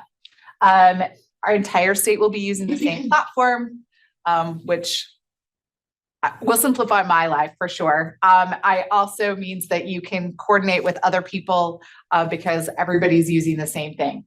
Rostering will happen through the state for the ALO platform. So if you've been using ALO before and you've had to do your own rostering, we are working with them and that should be in effect for next school year.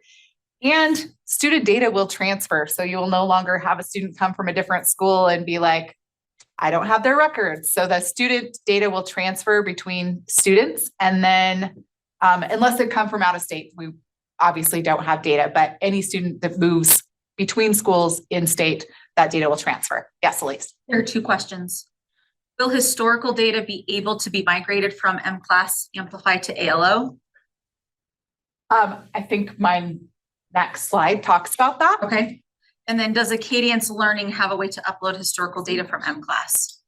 Okay, yes. Yes to both of those questions.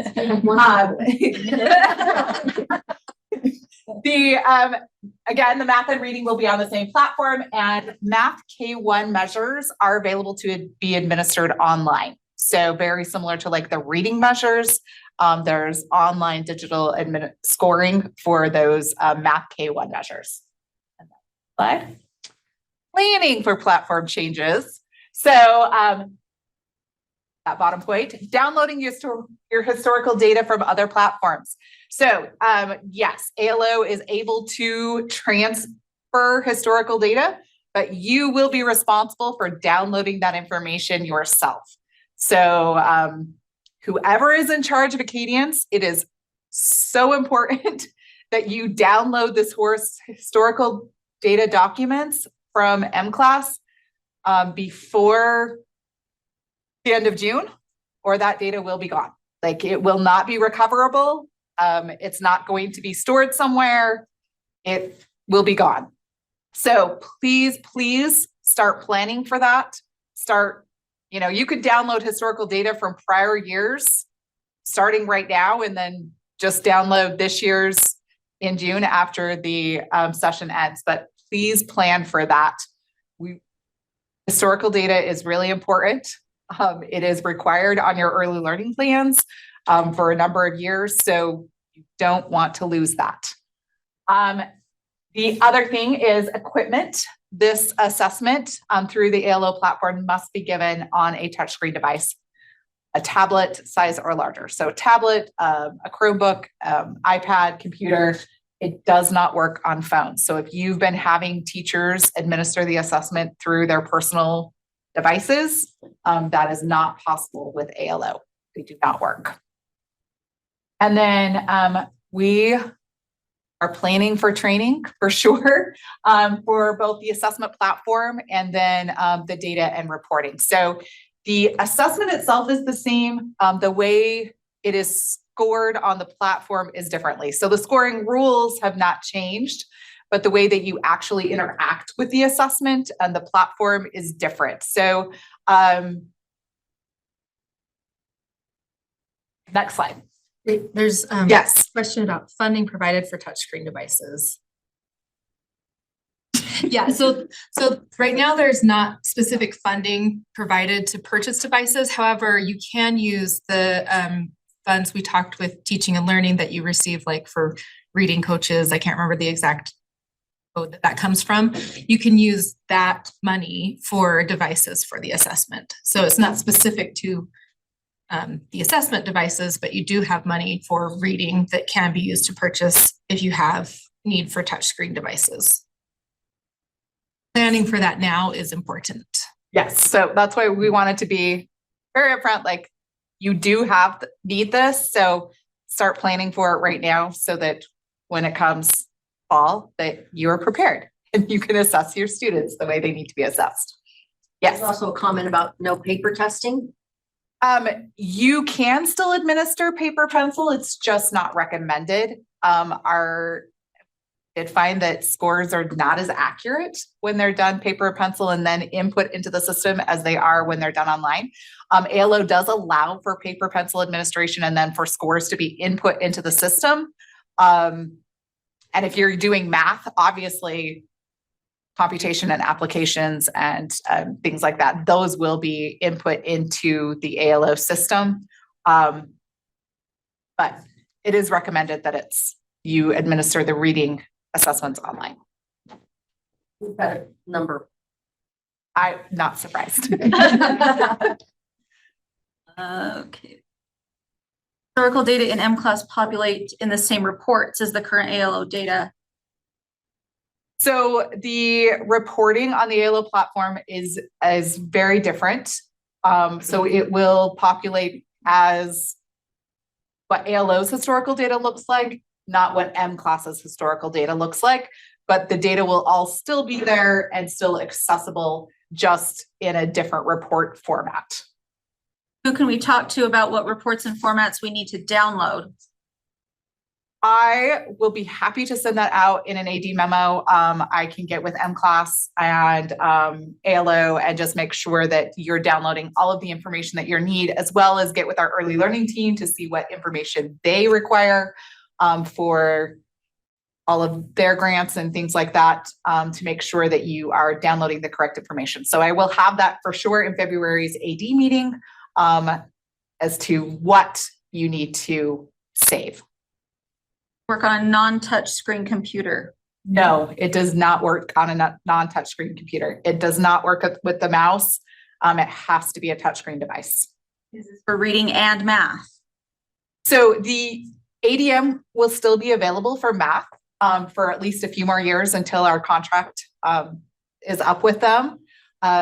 So if you want to just use ALO for reading and still use ADM for math, that is totally fine. Or you can use ALO for both reading and math. Access ALO now. No, you cannot access it right now. There is some training, like you could go and look. So in last week's couple of weeks, AD memos, I have put in a link to like their training site. And I'll be happy to also drop that in the chat when I sit back down at my computer. So you can go in and look and see what does the assessment look like as far as the assessment part. The reporting side, I don't have access to that at this point for other people to be looking at.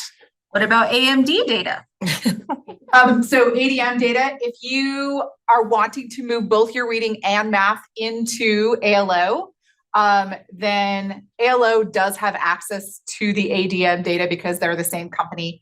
And so I will also be discussing with them what are the steps that people need to take if they want to move their data from ADM into the ALO platform so that they have both their reading and their math in their same platform.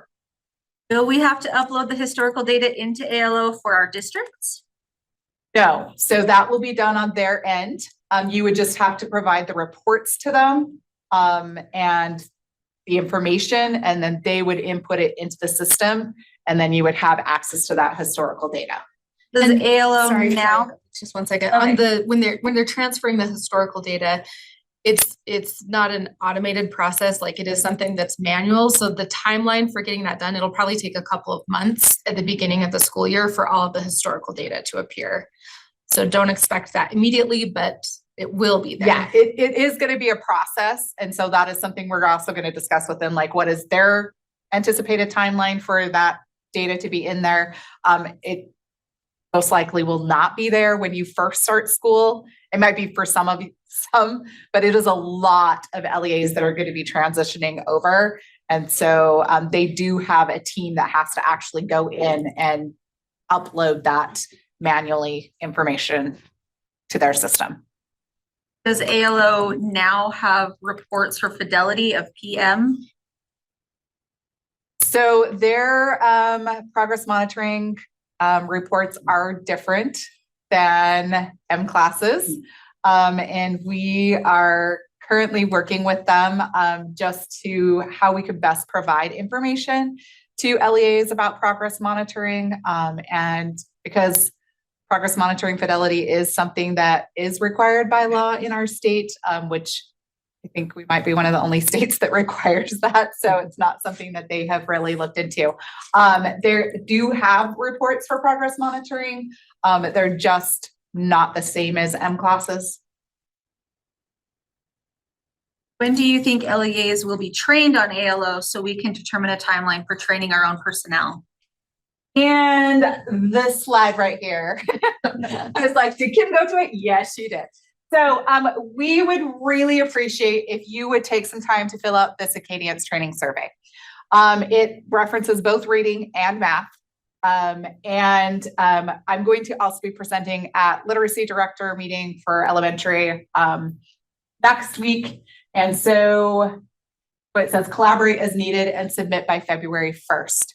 So we would like to know if you want us to train your trainers, and then they will train your staff, whether you want all of your staff trained by USBE, whether you want to pay Acadians for specialized training for your LEA, and whether you're wanting online or in-person training, combined with math. I think that I put everything in the survey that I want the information for. But we do anticipate providing a lot of training at the state level, and traveling around to different locations, probably in May, June, July, August. I'm pretty much setting aside those months so that we can make sure that everybody is prepared to administer this assessment. So as you can see, the reading training on the ALO platform, it's about 4 hours. And we don't review rules. It is not for anybody that is new to administration, right? They need to take the essentials training, which goes through all the rules, which provides them some background and additional information. It will, of course, still be platform specific to the ALO. This 4-hour training is really just for people who have already know Acadience, already know the rules, just need the training on the platform, and that will provide them the experience that they need to interact with the platform and to be comfortable with assessing. It may not, probably will not guarantee that they don't need some additional practice, just to make sure that they are accurately scoring, but it will provide them with a good amount of practice and just making sure they know how to use the platform to score effectively. Then the math training on the ALO platform is about 2 hours. So if you, this would be how to administer the K1 assessments online and how to input the data into the ALO platform, so that you can then access that math data. If you're still choosing to use ADM, then you would not need a math training for the ALO platform. And then for just district personnel, coaches, principals, a data and reporting training. So how do you actually use the platform to look at the reports, to find the data and information that you need to inform instruction? And then, of course, taking that, you'd have to then take that to your teachers so that they know how to access the things for their purposes. But that is about a 2-hour training, and it really is just for that higher level people, not all the teachers or test administrators or things like that. So please complete this so that I can plan my life this summer. So one additional thought on the math, we'll be sending, so, you know, in past years, we've had options for our Acadience reading vendor. This year, there will be an option for the math vendor. So instead of filling out that survey for which Acadience reading vendor you'd like to go with, everyone will be moving forward with ALO starting in the fall of 24. But math, you'll have an option whether you want to stay with ADM or whether you want to utilize ALO. So in the spring or like May-ish, when we typically send out the reading vendor selection, we'll be sending out a math vendor selection. So you can determine if you want to move forward with ADM or stay with ADM or move forward with ALO for both reading and math. And if you move forward with ALO for math, like Teresa mentioned, the kindergarten and first grade early numeracy measures are available digitally. They also have the computation available digitally. It's still, the students take it on paper pencil still. You just enter the answers into the system, and then the system scores it automatically for you. So there's some questions about what exactly the digital administration for ALO math offers. So if you have questions, you can reach out with math to Jared Wright, but you will be getting a vendor selection survey in May. Yes, and please don't email me about the math questions. I only know very high level general questions or answers. Please reach out to Jared. His email was on that first slide. I will just say that there is a question in the survey as to whether or not you're thinking of moving to ALO. It's not a firm commitment, but if you're like, yeah, this is something we'd really like to do, just so that he can plan for training for the summer as well. Because if we have a lot of people moving over to that ALO platform, that's going to require a lot more additional training in math. And then also a question about how many kindergarten teachers are going, or people will need to be trained on those kindergarten math benchmarks, because only about 65% of our LEAs were using Acadience in kindergarten. So we know that we have a number of people who are going to need kindergarten specific training, which then he would hold separately from the rest of this, just for those kindergarten measures to make sure that people are ready for Acadience math for kindergarten for next year. Two more questions. Okay. So will there be some online trainings for test administration with ALO? So that is part of the survey, is do you prefer in-person training or do you prefer online training? So then we have a number of how many online trainings we are actually going to need to schedule, because we want to accommodate you the best that we can. And if you prefer online training, we want to offer that option. And if you would like in-person, we would also like to offer that option for you. Have additional items if we already. No, if you already use ALO, don't think you need additional training. So you should be comfortable with the system. Your people should know how to do it. And like I said, new test administrators, there will be specific training designated for new test administrators. So if you currently use ALO and you're like, well, I have new staff, well, they need to take that new assessment administrator training, not this platform change training. Question, it'd be great if the ADs training could occur prior to the summer so they can plan. Yes, yeah, so please, I think there's a place to include comments. If there's not, I'm gonna go at it right now. If you're like, we would like something specifically, and definitely we can look at just maybe doing an assessment training for assessment directors in like March, so that then you have a better idea of what you need to plan for. Anyway, please email me if you do have additional questions or anything, and please complete the survey. Thank you. I think that was it. Nope, sorry, I forgot.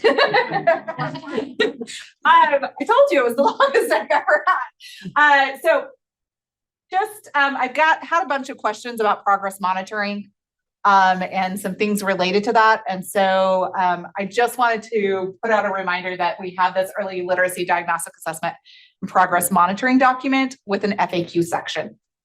And I just listed some questions that I had been receiving that now have answers to them in the FAQ document.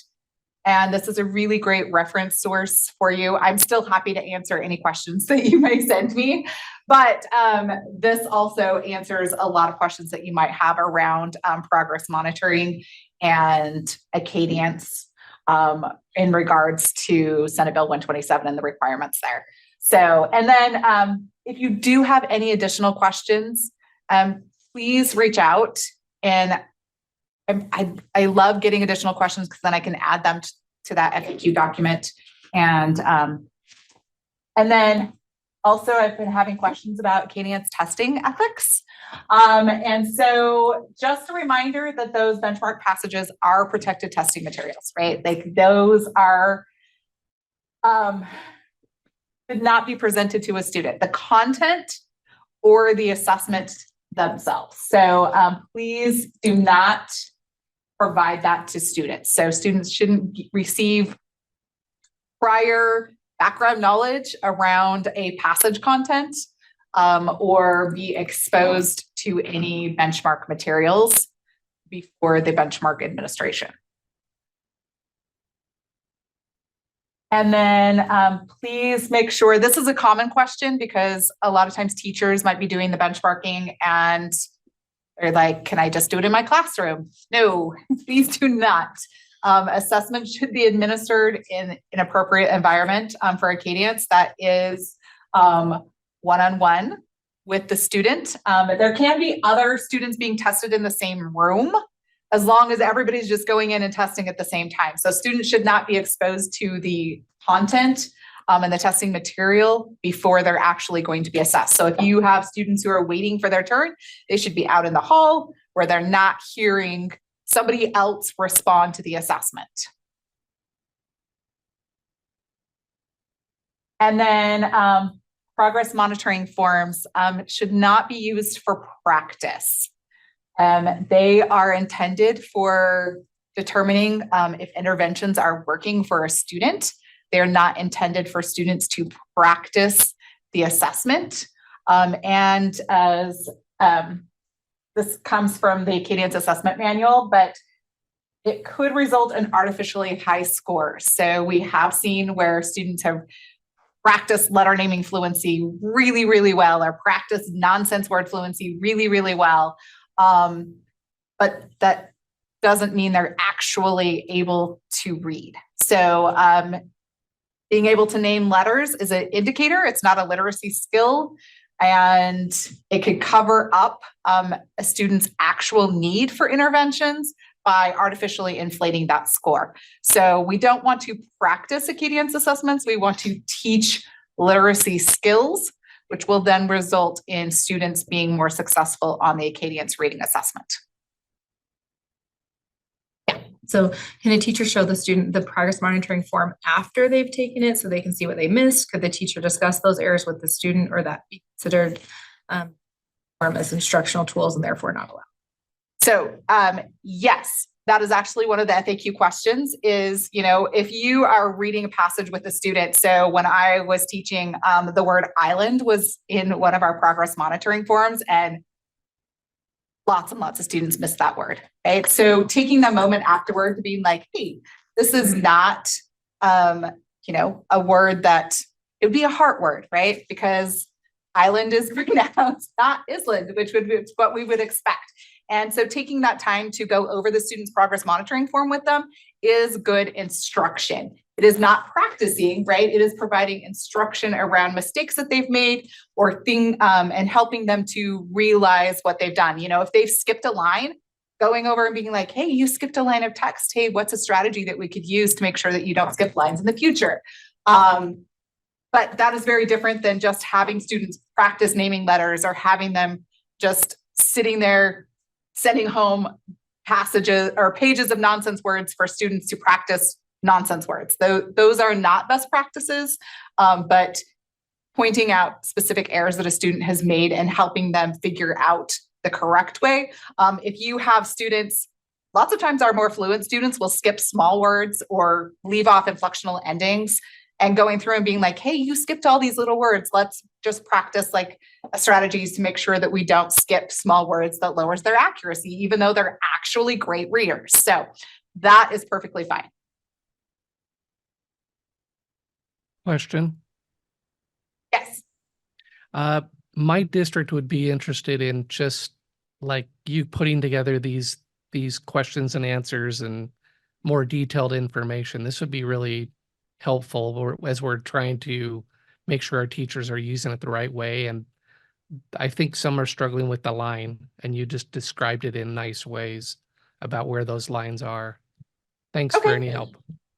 Yeah, I'd be happy just, like I said, it is in the FAQ document, but I'd be happy to provide just a little more description around that in that FAQ document, just to help better delineate what is appropriate use of progress monitoring forms and what is not. I think that's it. It is. We have had a report, Teresa, that the FAQ link isn't working. Oh, it's because. Is it the website? It could be. We'll provide you with the new link. Yeah, I thought that it.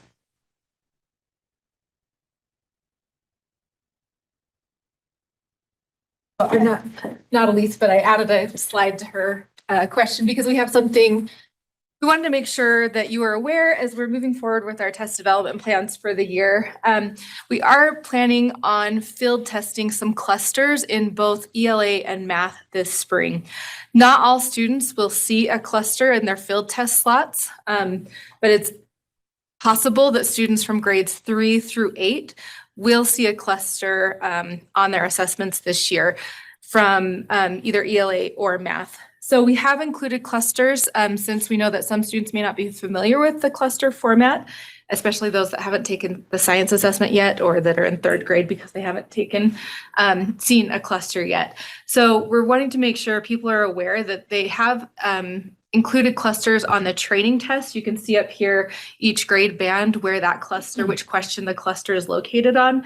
So if you have people that are asking or making sure that students are familiar with working through a cluster and the way you work through those parts, that people are aware that that will be part of what we're field testing this year. At this point, we're not planning on updating blueprints for math to include clusters yet, but we are developing some items as we start to develop new math standards in the coming years.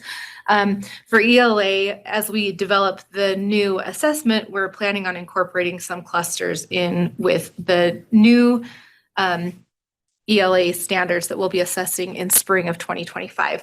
But we are field testing those clusters this spring. So in spring of 24, and it's only going to be about 25% of students that will see a cluster in their field test slots. So not even a majority of students will see those clusters, but making sure that you're aware so that if you start to get questions from teachers, or if teachers start to look at the training tests and see that there are clusters on the training test for math and ELA, we want you to be aware that that's the plan for moving forward, where we'll create a short FAQ document that you can share so you have information, but just so you're aware if people start to ask you questions, and please feel free to forward those questions on to us. We're happy to answer those. Okay. All right, this is your information for this spring RISE administration training.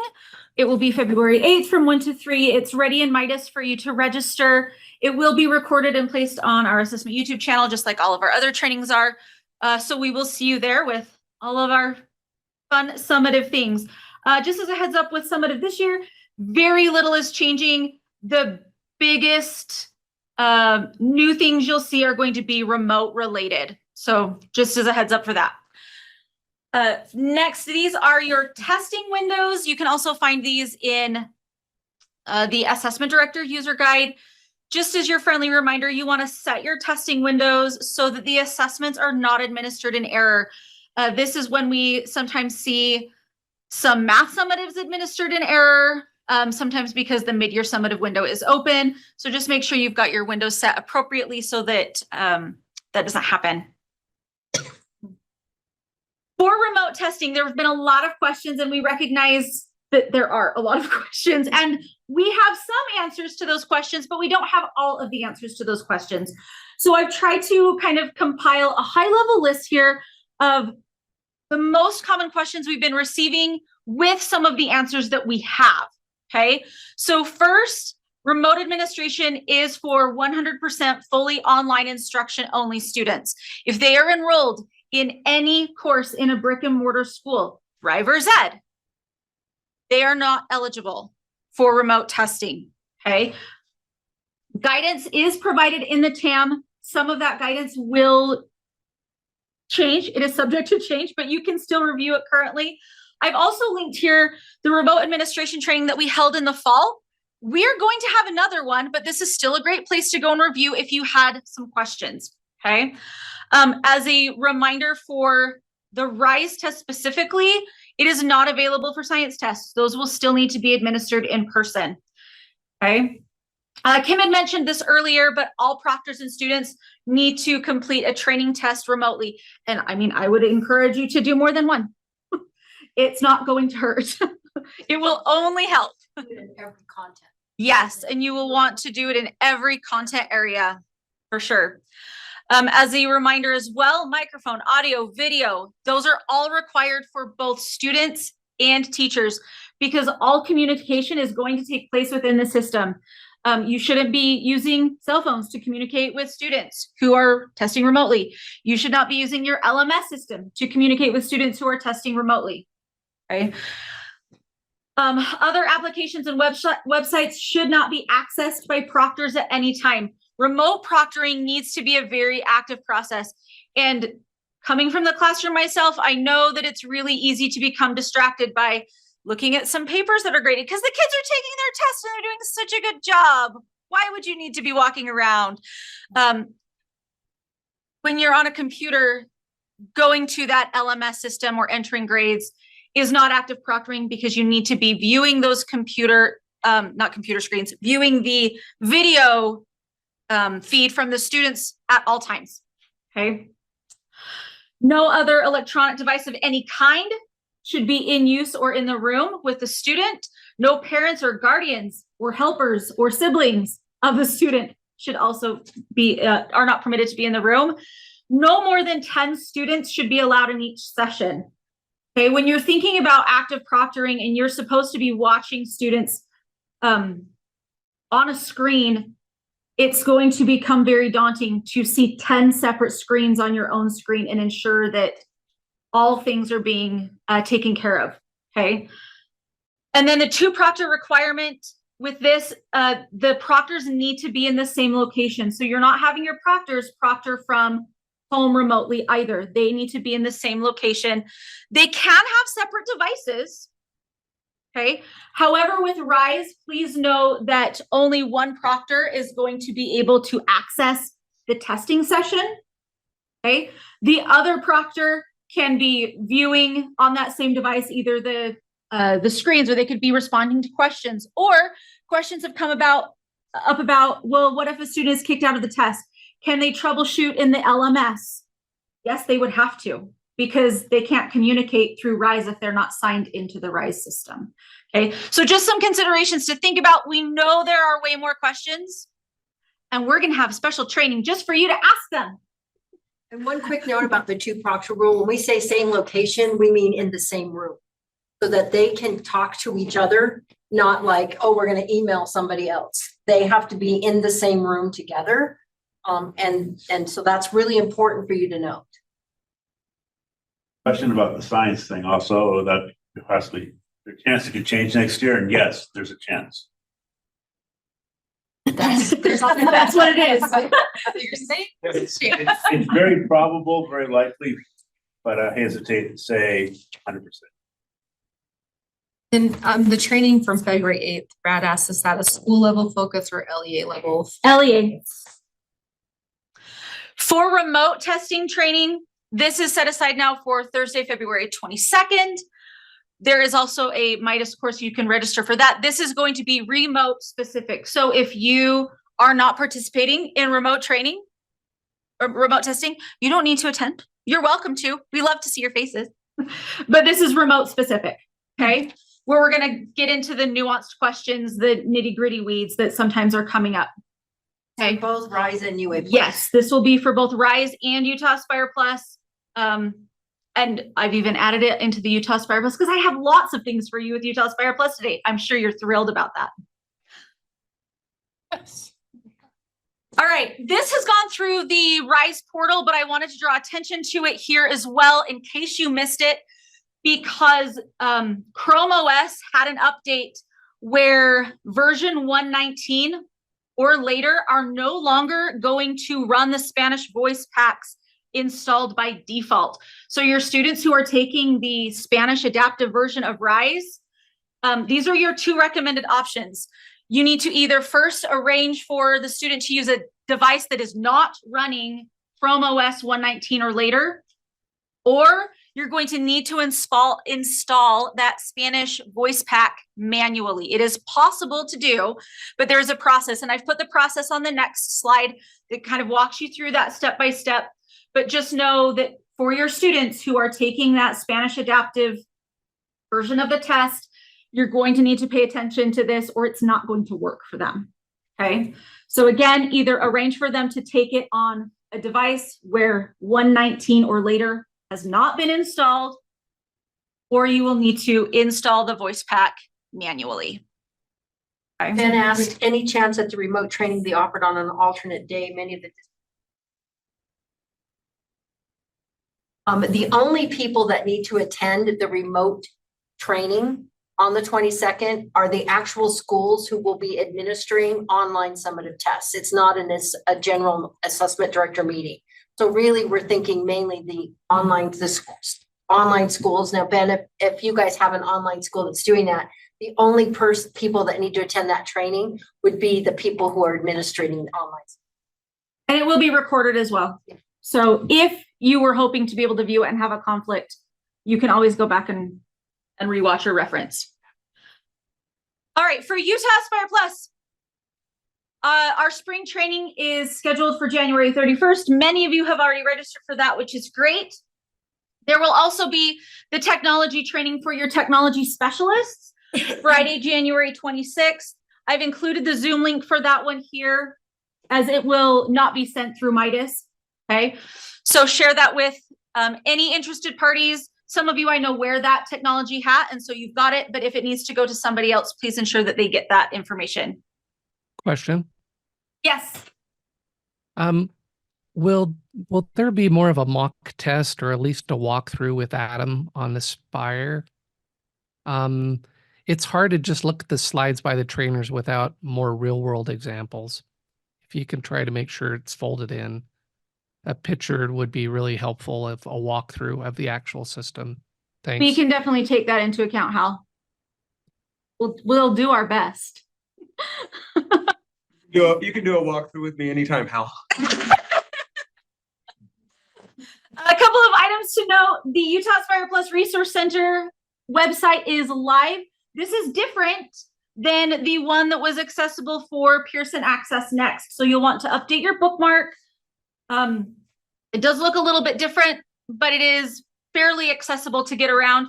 It does have a self-paced, very high-level training module that you can kind of go through and get it's like a visual of Adam. And there's 2 different administration types. They have their pros and cons. I would recommend just starting with the standard version if you're going to go through and look at it. It's where proctor groups are created by the school or the LEA ahead of time, similar to what we experienced with Pearson Access Next. Okay, there is another form as well, which is still very informative. It has its place.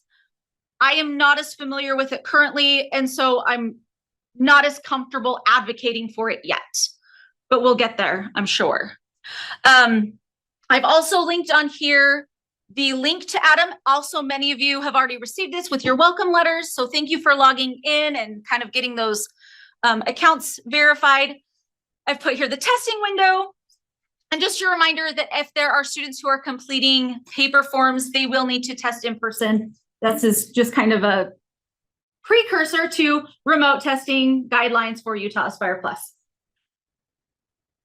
They're very similar to the remote guidelines that we had for RISE. It's for online students only. There will be the option to complete a question sampler remotely.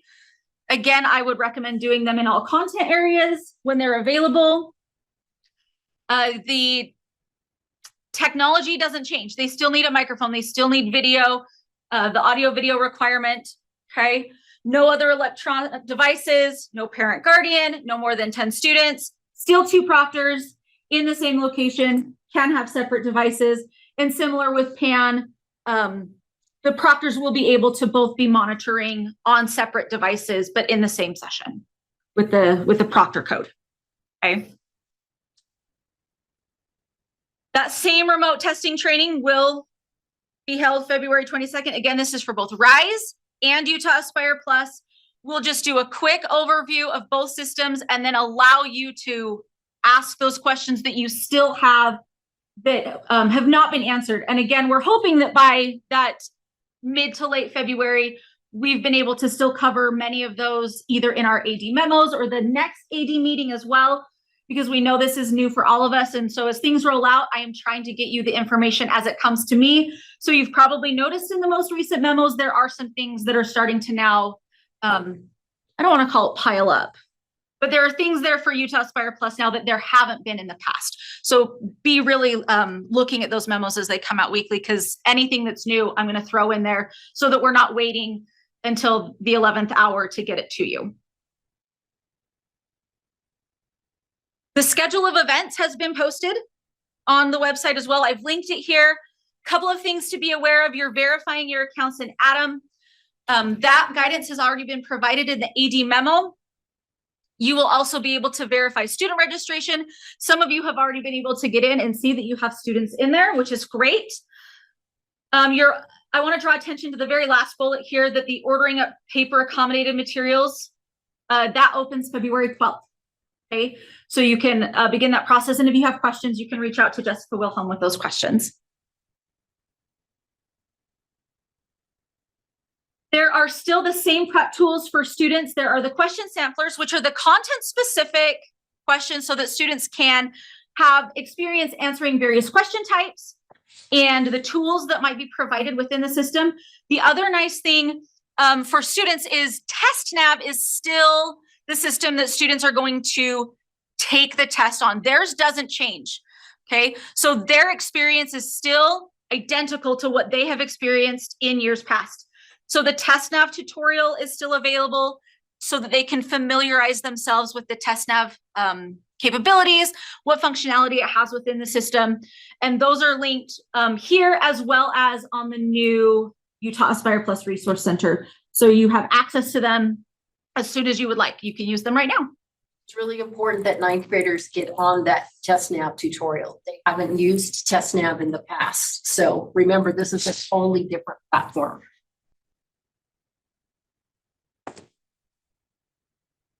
And then this is the one I'm so excited for. I already have an enhancement for you. You, as an LEA level user, can now create your own district level users. You will not be reaching out to me anymore from this point forward. You're making your own. So I'm going to show you how to do this. If you want to open it and follow along, I'll wait. It's fine. Go ahead and log right on in. So basically, when you log in, you will go down to rostering, and under rostering, there is a menu option that is users. Select it, and you should have the create new button that now appears. Go ahead and hit the little add. And then you just have to fill in the information that is required. Go ahead and go to the next slide. You'll need to put in first name and last name. You will need to put in the role, and you'll notice you have two options. You have the district level user, which is what you would want for anyone who needs that LEA level access. You also have the school administrator user, so you can start to add the accounts for your school administrators. The identifier, the source ID, and the username are all that person's school email account, okay? So you can just copy paste it in there. If you have an autofill option on your computer, you'll notice that it's probably going to put your email address in. So make sure that you change it or things are going to get a little messy. Down at the very, very bottom, after you've put all of this in, there is going to, a box is going to it's going to show, but it's not going to click. It's not going to like auto click for you. That says send welcome email. If you want that person to receive the welcome email, make sure you click it, hit save. You are good to go. There is one thing I want to add here that is not on a slide.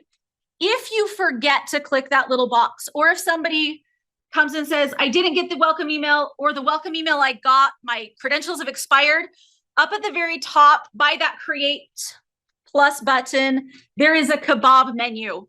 And I learned this term from Pearson.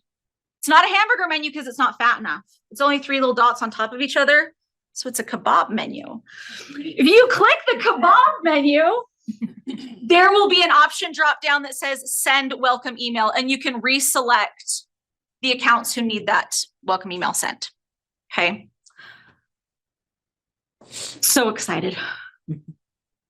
If you have questions for Utah Aspire Plus, you can drop them in the chat or send me an email. I'm happy to answer as many as I possibly can. All right, Scott, it's all you. We do have one question in there.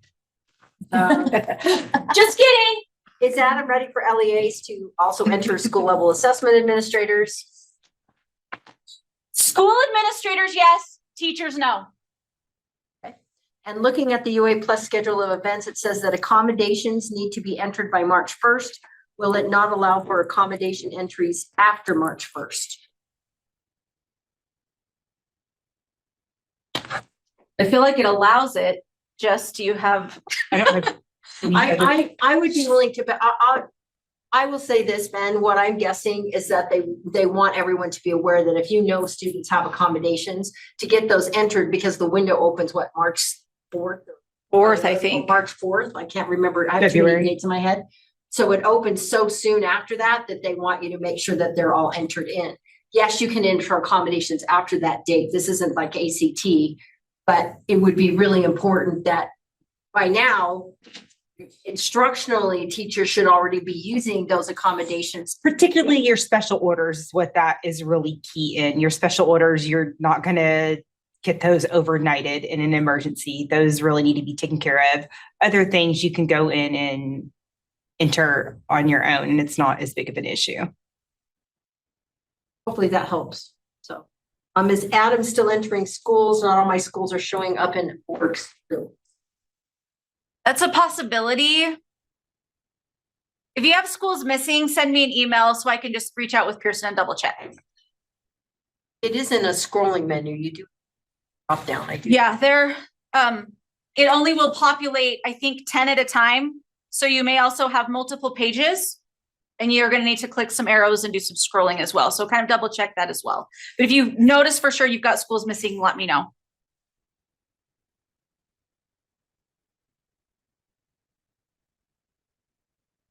Sky? Just waiting to see if there's any more questions. Awesome. Just some reminders. By January 26th, these tasks need to be completed in ACT now. So just they reminded us last night and last night's training about this also. By the end of the month, site readiness and mock administration. People asked about that information on that, and ACT still doesn't have a document for that.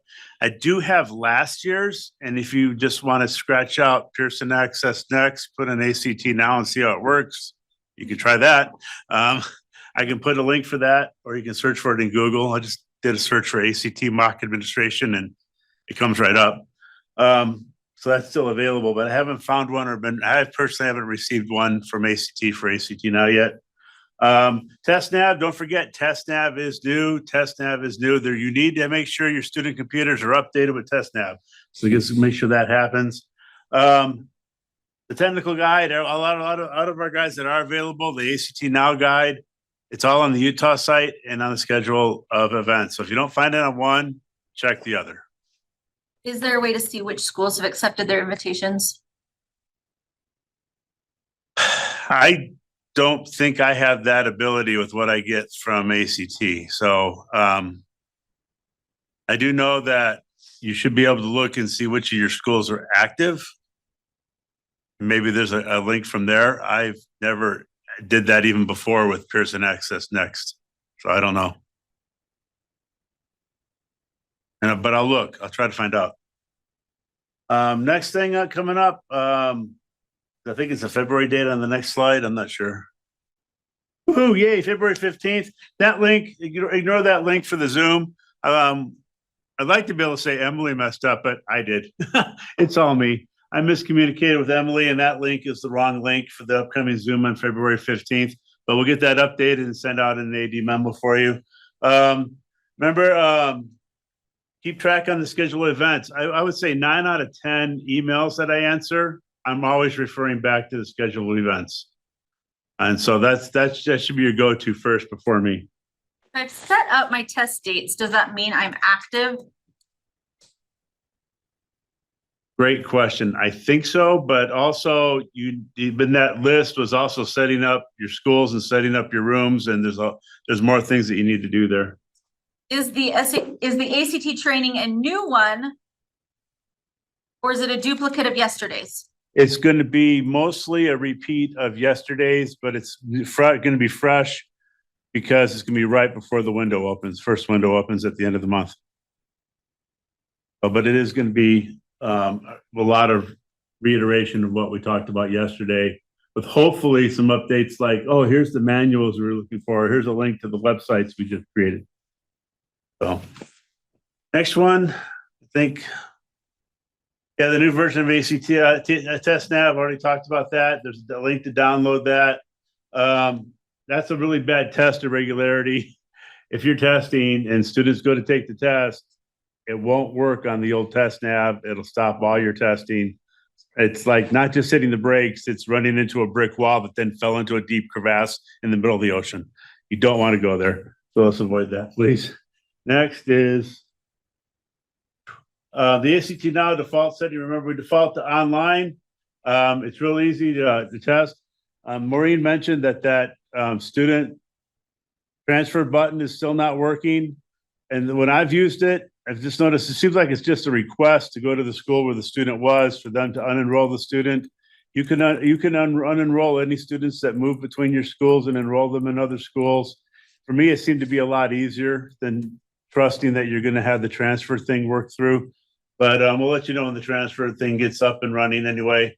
There's a pager linked here on the benefits from ACT on online testing. They sent that to us earlier this year. And then I think this is my last slide. Hope it's my last slide. I don't remember doing that much. We've published a paper. We sent this to a few people who asked for it. This is just a study showing the benefits of online versus paper, looking at actual student results. And it's what we've been saying. Students do a little bit better if they're taking the test online than they do on paper. And that's been the result of 3 different studies that are here on that link. It's a PDF that's available online for anyone that wants to see it. So. And one thing to think about, when we hear the paper versus online thing, remember is that current 11th graders, very few exceptions have taken 0 bubble sheet tests. Every single test that they have ever taken that is high stakes has been online since they entered school. So to suddenly give them a bubble sheet test, and if any of you are old enough as I am to remember, you missed the wrong bubble in a line, that's one of the things that ACT has found is that students who aren't used to filling out bubble sheet tests often skip lines, put 2 answers on the same line, get off track, and then, it tanks. Timed test is very difficult for them to recover from that. Whereas with online, it just takes you to the next one. So that's one of the things that we want to consider, as well as the fact that the national test will be fully online, and next year Utah will only be. In the classroom, I could always look over a Scantron test in the classroom and go, oh, this kid obviously put C, the machine didn't catch it. You can't touch these kids' tests and do anything to them except put them in a box and mail them back. And so if they mess it up, and they have to live with that consequence. We'd rather not just have them run into that pitfall. And that's why we're going online next year. Any other questions?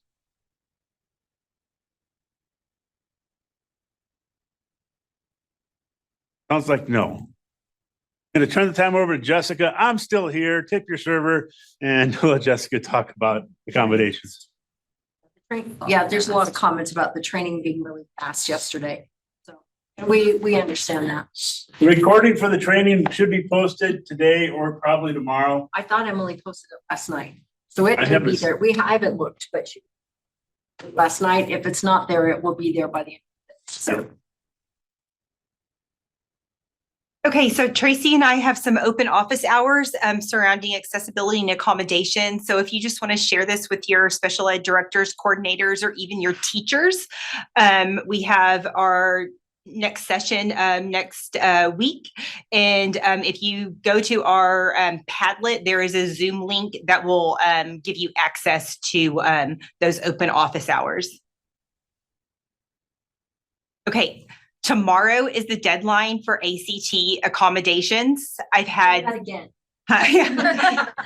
tomorrow, Friday, January 19th, is the deadline for ACT accommodations. If you are new to the role of ACT accommodations, they do not have any exceptions if you miss this initial deadline, unless, and this is very, very rare, unless the student has a new plan that falls after. So if you have an evaluation that's going to be complete in 2 weeks for an IEP or a 504, there is a qualified exception to the deadline for that, but that is very rare. So if you have a student currently with an IEP, 504 plan, your English learners, any health service plans for students who, like Ann Michelle said earlier, have diabetes, have just any type of diabetic monitoring device that they need, those accommodations have to be submitted tomorrow. I've had several emails panicked this week. Typically, these are coming from charter schools, people new to the role. So if you're listening now and you're an assessment director, please check in at your LEA and make certain that the person who is responsible for entering this has done so. And if you need any assistance, you can reach out to Scott and myself. And you can call me. I think my phone number is on the next page. Anytime tonight or tomorrow. I don't care if you call me at 10 p.m. and you're in a panic, I will work you through it to get those accommodations put in. Cannot reiterate enough that there is no exception to the rule. None. Yes. In the last couple of years, some people, they start the process. That's not good enough. ACT is not going to have any wiggle room. Why we, in Jessica's credit, she's been reminding people of this since September. So this is not a new information for anyone. We also communicate through our special ed memos and meetings as well. So special ed directors have heard this information as well. One thing, I think next slide. Question real quick. Sorry. Tracy jumping in. Do I need to have Leah blast this slide out to special education directors today? Or do you guys feel like you're good and have a handle on this? I've got a thumbs up in the room. What does the chat say?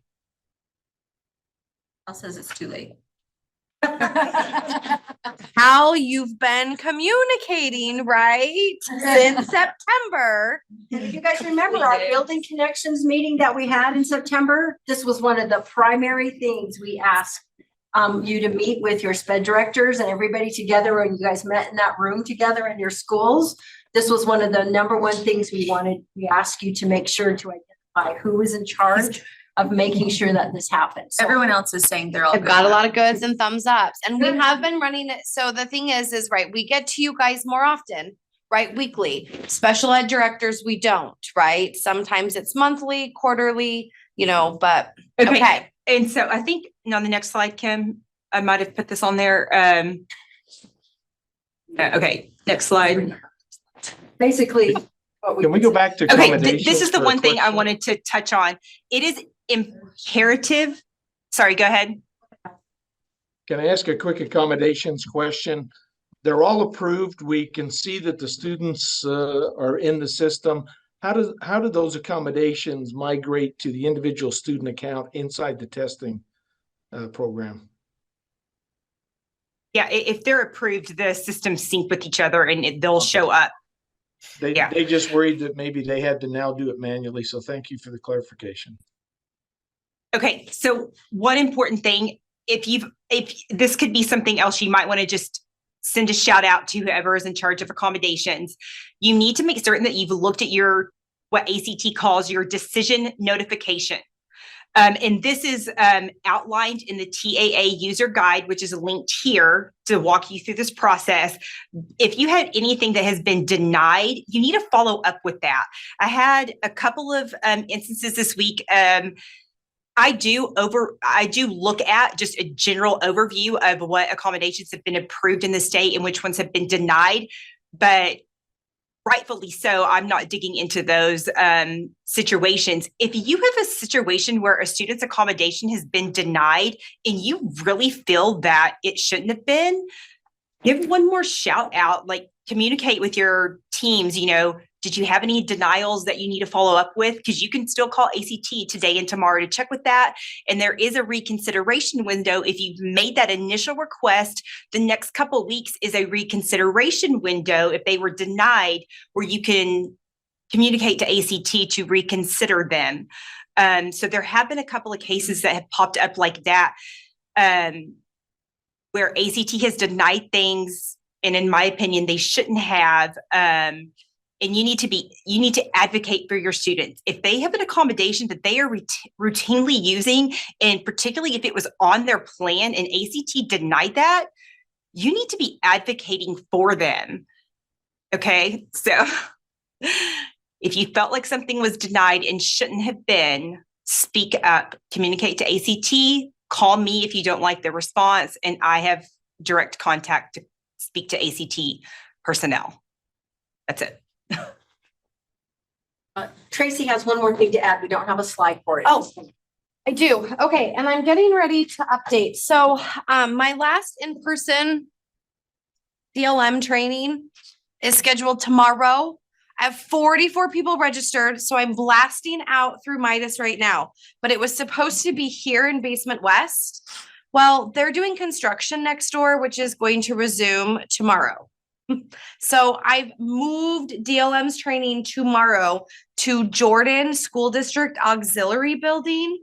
So I'm going to blast it through Midas, but if you know that you have teachers that you have attending or district people tomorrow, that address is changing to the Jordan Auxiliary Building, which is the one on 7905 South Redwood Road.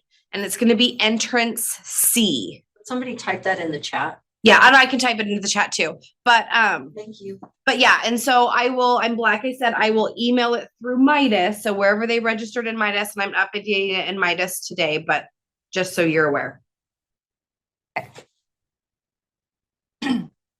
That's it. Okay.